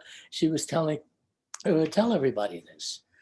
And it was, I think, an important part of his advent, that those who were with Baba and carried out his commands, his orders, were really helping him a lot in his work by being so responsive to what he needed to do. And so Baba was very kindly also. Erich would talk about how patient he was, because Baba was using hand signs to communicate with. And not everybody could understand the hand signs. So he would interpret it, what each of those hand signs meant. And then when they would hear that, they knew that Baba knew them better than they knew themselves, because he was right on the mark mentally with the person that he was addressing. He knew them from all the way back when they first came into existence as an independent individual soul. We don't have any consciousness of that, of what that's like for Baba to experience this. But the way he comes to human beings, very human. Well, you say somebody created humans in the beginning, should know something about how the mechanics of it works. How does your bodies work? That you can get born, you can enter a body, and then you can leave a body at the time when you used it up, or by some other reason why the body had to stop working. So now I wanted Baba to show me his real self. You see, that was really why I was there. Now I'm not talking about the time when he dropped his body at the in the samadhi, but I'm talking about the time when I first went to see him. I wanted him to show me the real thing. You know, I wasn't going there to just meet a person, a man in the physical form that is making a statement that he's the highest of the high, or that he's God in human form, or whatever. I was wanting to see, you God in human form? Show me. I want to see God, not just the human form, which I was very appreciative and grateful to be able to approach him like that, because he came to be approached that way. But now the real thing, and this much I can tell you. The things that Baba told me in those days were really very great about what would happen.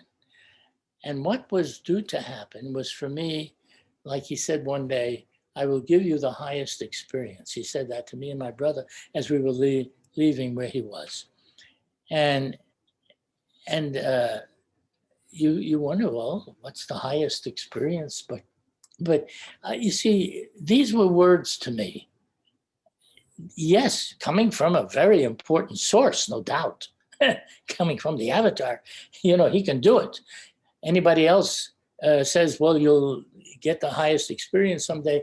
It's more of a wish on their part to wish you well. Go to the races. I wish you well. Maybe you'll win something. It was almost like that for anyone else to say it. But if he said it, and he was in command, he had the authority and the ability and the power and whatever else it took to make that happen, it's a whole nother story. You should get that from him, where he says it to you. Maybe in the next Advent, you meet him also. Because all these Baba lovers that there is, where do you think they're all going to go? They're all going to be with him. Because that's what they love. You always get what you love. Remember that. You always, it's the law of the universe. It's the law on you love something with all your heart, you get it. It don't matter what it is.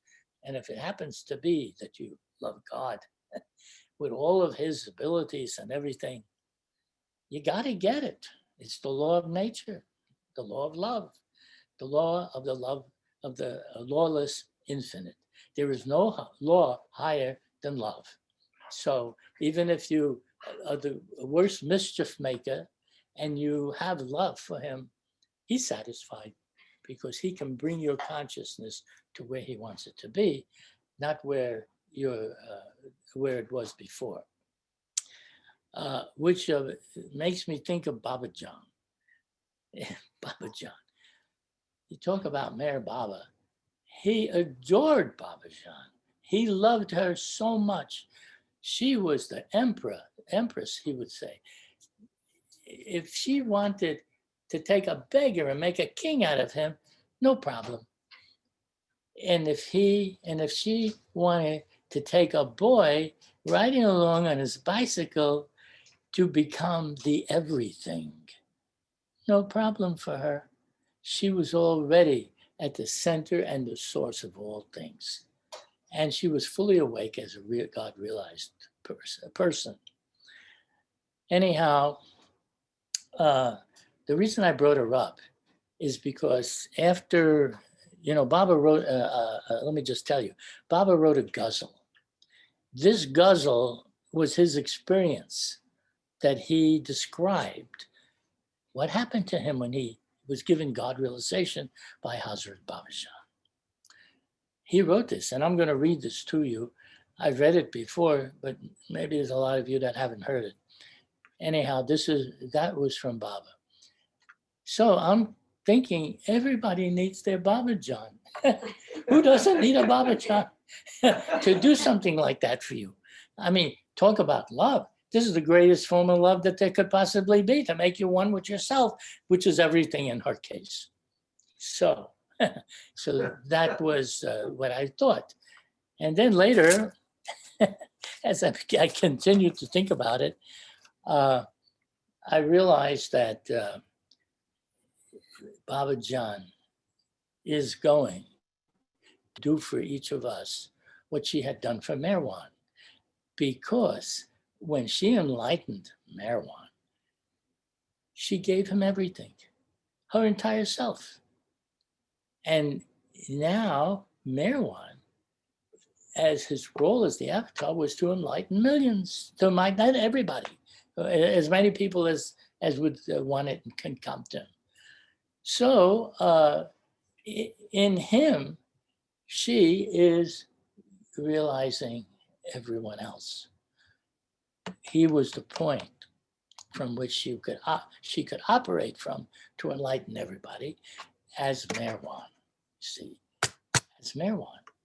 So no one can think that she's not there for you as well, because that's her role.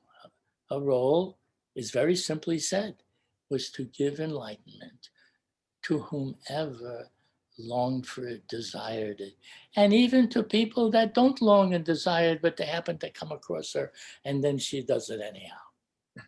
So, everybody can win the sweepstakes. You see, they say you can't win the sweepstake because there's millions of people, each one wanting to win the sweepstake, and they all buy a ticket, and so somebody's got to win it in the end. But in this sweepstake, also, you have to desire and long for it until the point comes where you're fed up longing for it. Because when you don't get something and you've longed for it a long time, it comes a time when you give up and say, that's it, it's enough. I can't go on with this anymore. Too much trouble, too much difficulty, too much heartache, too much anything. So when that happens, then what was Henry? Well, Judy, let me complete this thought. So she's got questions. You may have a few questions too, whoever's listening to this, and you can ask me afterwards. But anyhow, just to say this about Baba John, and anyone that wants to become God realized, you have to remember God realized, the term, the sound, God realization, doesn't do nothing for you. You get to understand it, no doubt. That's something. But apart from getting the experience, it has nothing to do with that. You can call it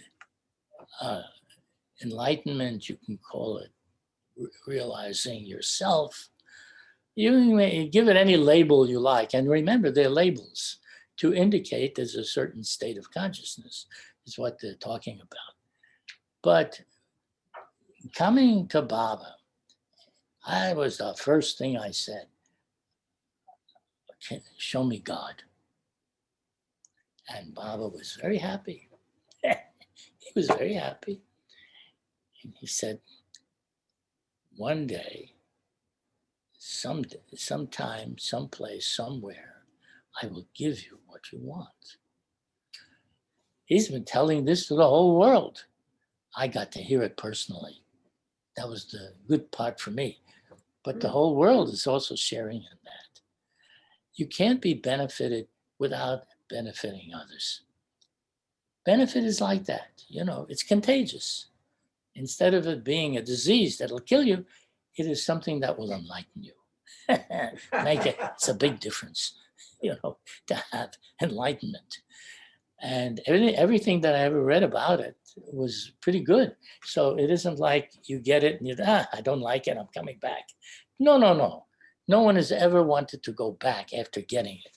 So I'm going to read to you what Baba had written.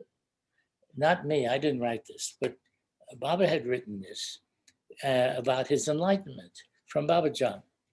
And so you will hear what he said. I talk a little bit about this book.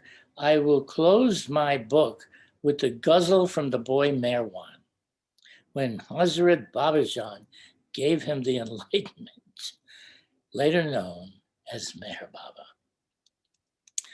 Merwanji Meher Baba composed the following ghazal dedicated to Babajan. Oh, beloved master, I am eternally grateful to you. If I had 100,000 lives, I would sacrifice every one of them at your feet. You drowned me in the eternal ocean of oneness and transformed me into an ocean like yourself. In the twinkling of an eye, you made a lover into God, and God I have become. O Emperor of Masters, O Ocean of Mercy, O perfection personified, Sadguru, if your merciful glance falls on anyone, a beggar turns into a king. Gods, goddesses, angels, celestial beings, and men are all awed by the brilliance of your divinity. O enlightened master of the three worlds, even if I were to transform my body into the sandals of your feet, it would be nothing in comparison with what you have done for Merwan. He wrote that to let us know how real that experience is, because it was given to him. And now he's telling you how real it is. And he's telling me, he's telling everybody, that's why I wanted to see him. I said, I got to see the one who says he's the highest of the high. Who knows what's high even? I didn't know high from low at that time. But if he says he's the highest, well, I got to try that. So I would go to him. So I went to him and I said that. And he was very happy about that. And then he told me these things of what would occur.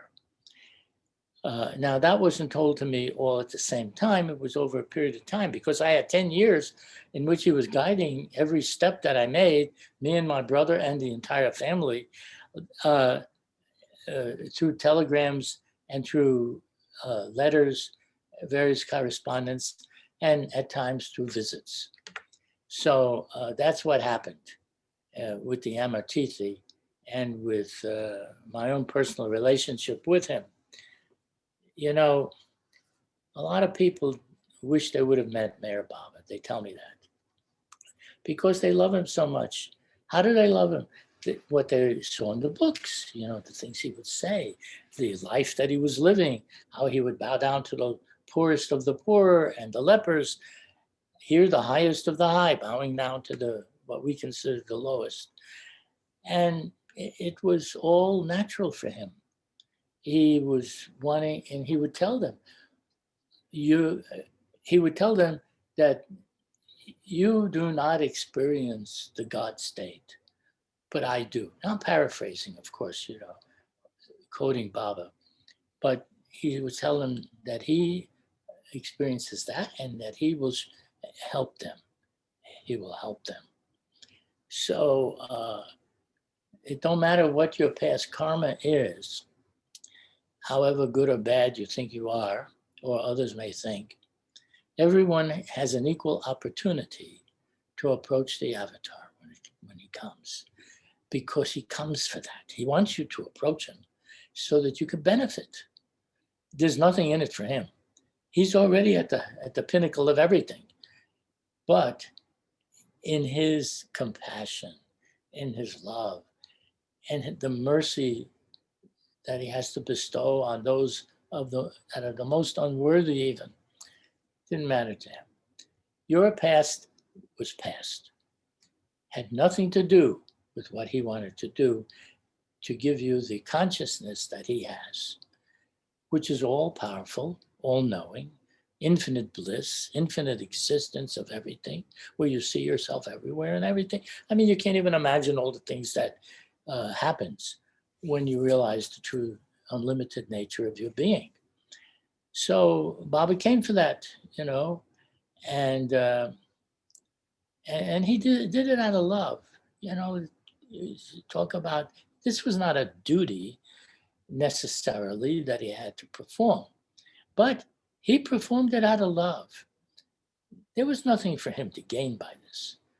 He already was, God realized, what's there to gain after that?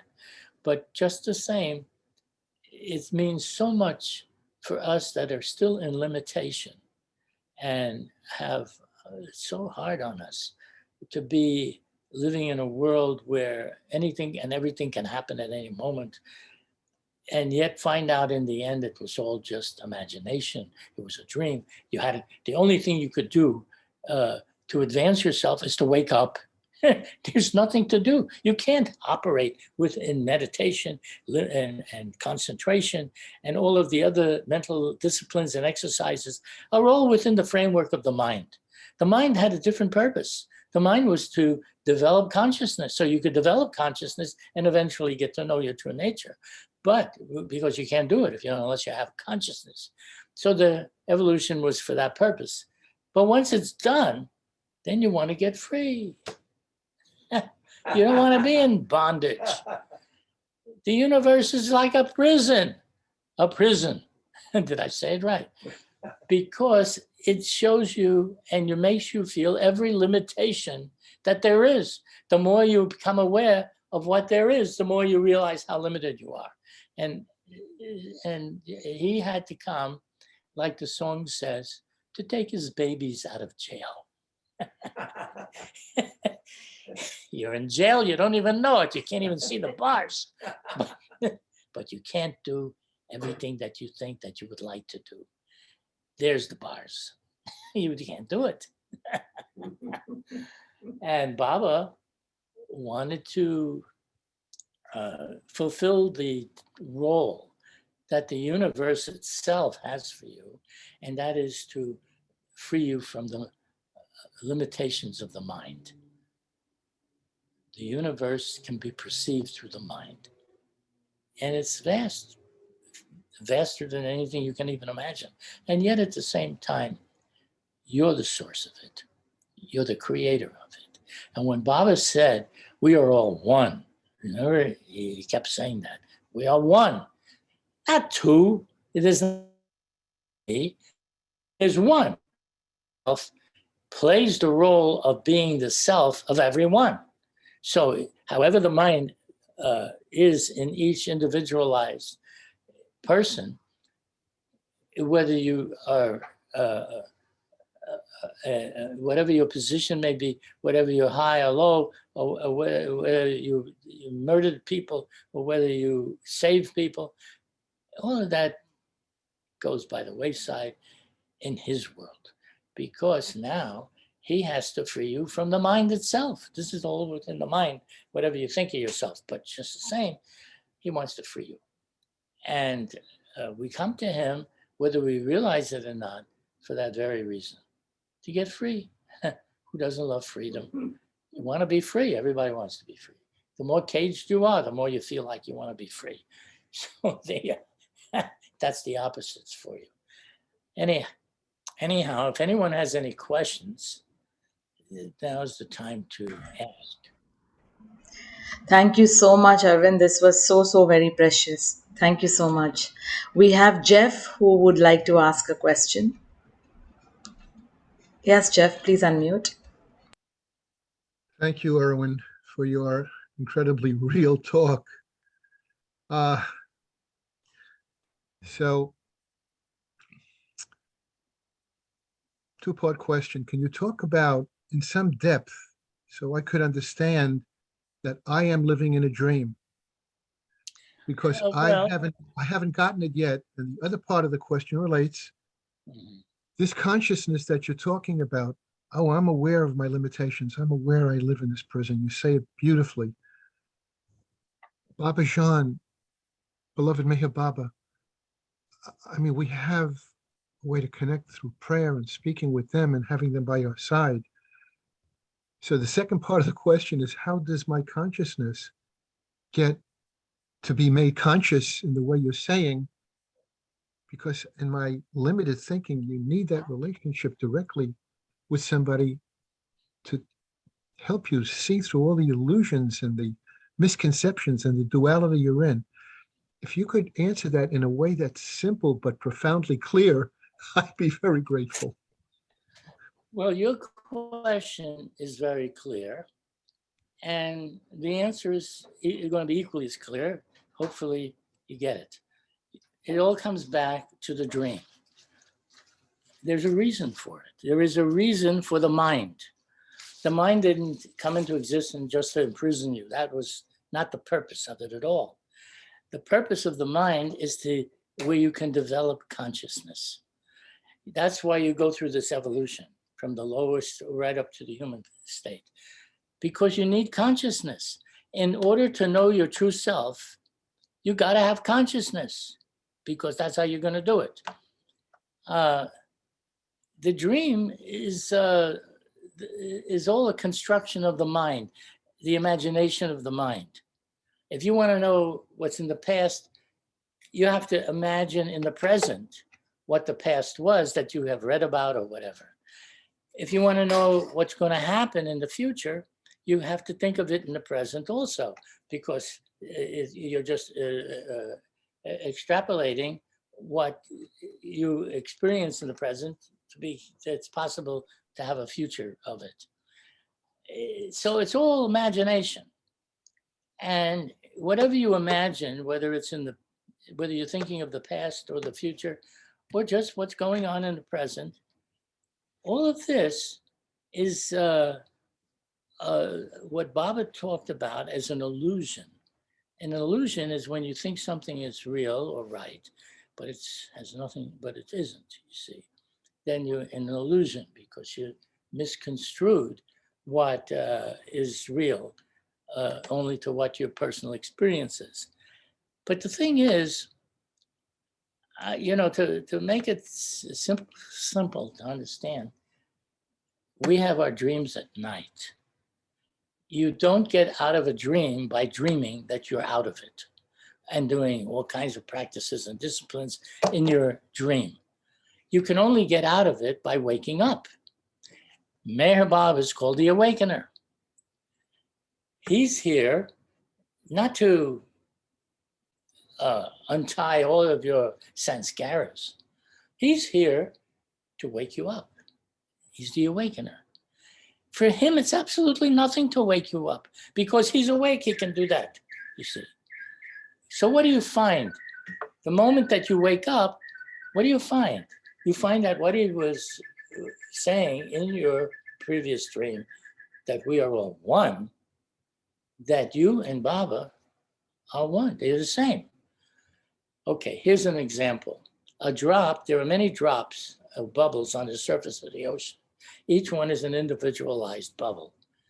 As soon as that bubble bursts, what happens to it?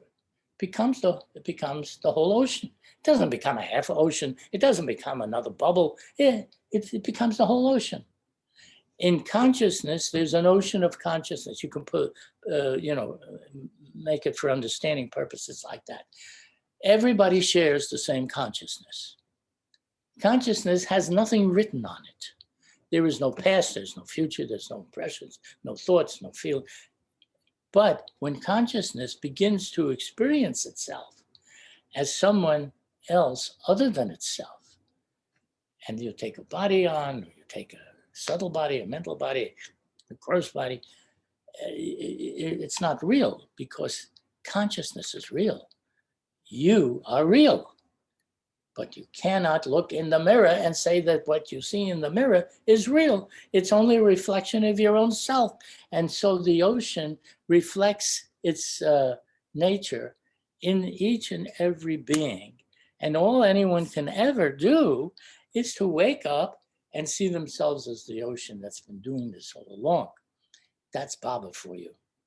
So I don't know whether I added more confusion to the entire subject, whether you understood the way I'm trying to express it. But anyhow, that's the way I understand it. So I'm only Thank telling you. Thank you so much. Thank you, Irwin. Thank you very much, Irwin. Yeah. Before, is there anyone else who would like to ask any question or share something?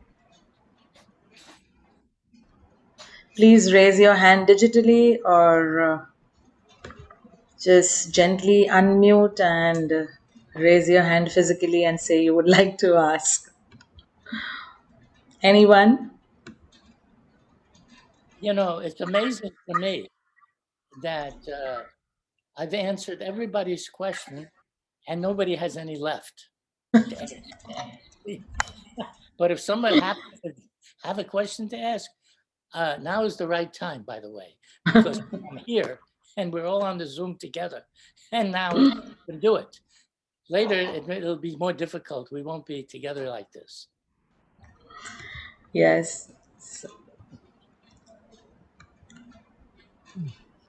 Could you tell us, or let me ask, could you tell us more? You mentioned about Mehra telling that now it is the time to, 7th February, now it is the time that we put Baba's body in. Yeah. But was there any definitive things that Baba mentioned about these 7 days and that he has to be interred on the 7th day or anything of that sort in direct or indirect ways that Baba mentioned while he was there? Yeah. He never mentioned about leaving his body on that particular day, but that was the day he did. And the reason that Mehra picked the 7 days is because Baba did say to her that he would have to suffer for 7 more days. That was her indication that now Baba can be covered however much she loved him. That was what she decided. So she was the real decider about that. When Dr. Barucha and Dr. Goer, both disciples of Baba, were thinking about when they should cover him, because it's more traditional to cover to bury or cremate someone very quickly after their passing out of the body. So, it's customary to do it like that, but it did not happen with Baba, because when Goer and Barucha were discussing this, they decided that there's only one way they can know whether he should not be covered immediately or to be done later, by pressing down on his stomach. And if there was no fluids or anything coming from the openings in the face, then it meant that he was still okay to be viewed, that people can come and pay respects. But if there would have been, then they would have wanted to cover right away. So that's the way it happened. And so for 7 days, it was because of Mehra. So then on the 7th day, when she said, now do it, it wasn't because there was anything physically going on with Baba different, but they took her word now because they knew they had to cover him sooner or later. I mean, this is something that had to be, but that's how it actually worked out with her saying so. Thank you so much. Well, one more thing, if there is any related experience to that, if you could share that. Mehra's body is the only body besides Baba that is interred in the tomb next to Baba. Remaining Mandli is the remains that has been put into the tomb. So did Baba share this wish during his living times? I, I don't know for sure, but it seems like nothing was being done unless he said so. So who is going to be buried alongside also his parents, and the was already indicated, I think, in his will that and also various activities that he wanted at the various centers for the poor and the lepers and the mus even. So there were all these things Baba pretty well spelled out in whatever the wills were at that time. Thank you so much. Thank you for this wonderful. Oh, Jeff has something else. Okay. Irwin, I've been reading Baba's book called Meditation for a New Humanity. And when I meditate in the morning for about 40 minutes, I have Baba's picture in front of me. I will say Baba's name. I will use a small mala. And my question is, that's one form of meditation. Another kind of meditation that I have done in the past is just to be with the breath. I call it Baba's holy breath. As the thoughts come that are distracting, to let go of the thoughts, try to come back to Baba's name. How do you see meditation, I guess for myself, maybe all of us, because you mentioned meditation as you were talking, and I guess my real question is, what is your take? What are your feelings about people meditating?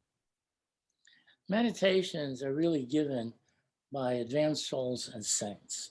People that are on the higher planes will express and explain various disciplines that you could do in the form of meditation. Even Baba had written in his discourses all kinds of meditation and how to do it. In the end, so that's me for you.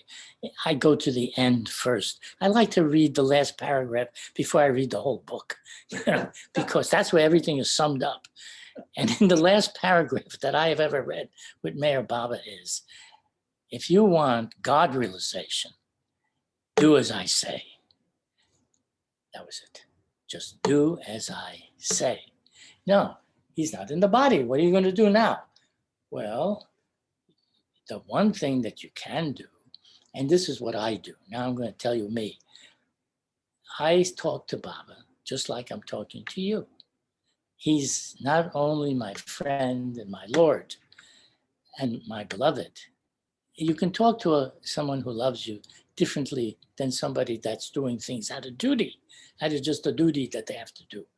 But I talk to him whenever there is any kind of problem that I can't handle that comes up in my life, because we have these things that come up that are beyond your ability to know what to do or to handle it or whatever. So I talk to him. And I have found that the way Baba works is through circumstances. He doesn't talk to me back and in a voice or anything of the sort. Instead, I see that the circumstance that was just bothering me is suddenly not like that anymore. And now there are other things that I can do about it, and your mind it becomes creative as to how to approach. And it don't matter what it is. It can be anything. But the point is, with Baba is his mission. And that's where we come in. We all come in to the mission part. And the mission is that you have to be taken from where you are to where you should be. That's the mission that every person has to be taken from where you are to where you should be. And what Baba was saying, what you should be is me. You should be able to be God realized and be infinite in all of your unlimited nature.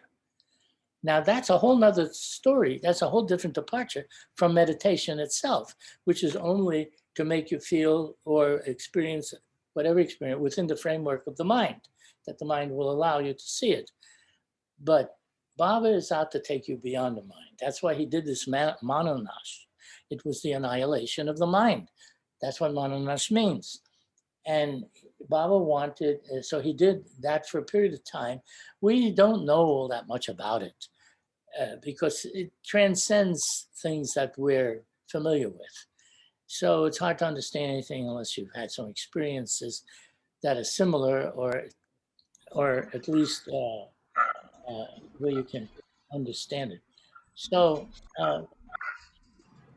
I do that. I'm telling you me now. I talk to Baba. If I have anything, and it don't matter, it's God realization, it could be anything. The most smallest little petty things that I have in my life that I don't know what to do, or the most biggest things that seems to be overwhelming to me, I go to the boss. Because we have to remember only one sentence. One single sentence. Remember who's running the show. Once you got that down, then everything is possible. Thank you. Thank you, Irwin. The boss, the guy running the show, and don't go to his underlings. Thank you so much, Irwin. Thank you so much. You're That also reminds of the words where Baba tells us to, as you rightly said, do as I say, don't do as I do. So, well, we can't do thank it. you. We don't have Thank you so much. Thank you so much for this beautiful, precious, enriching, enlightening talk and shares from all of you. Thank you, Arvind, for such in-depth details and, going by these minute preciousness that you shared with us. Thank you so much. We will end with Meher Dhun and the Australian Aarti, so please be there while I share that.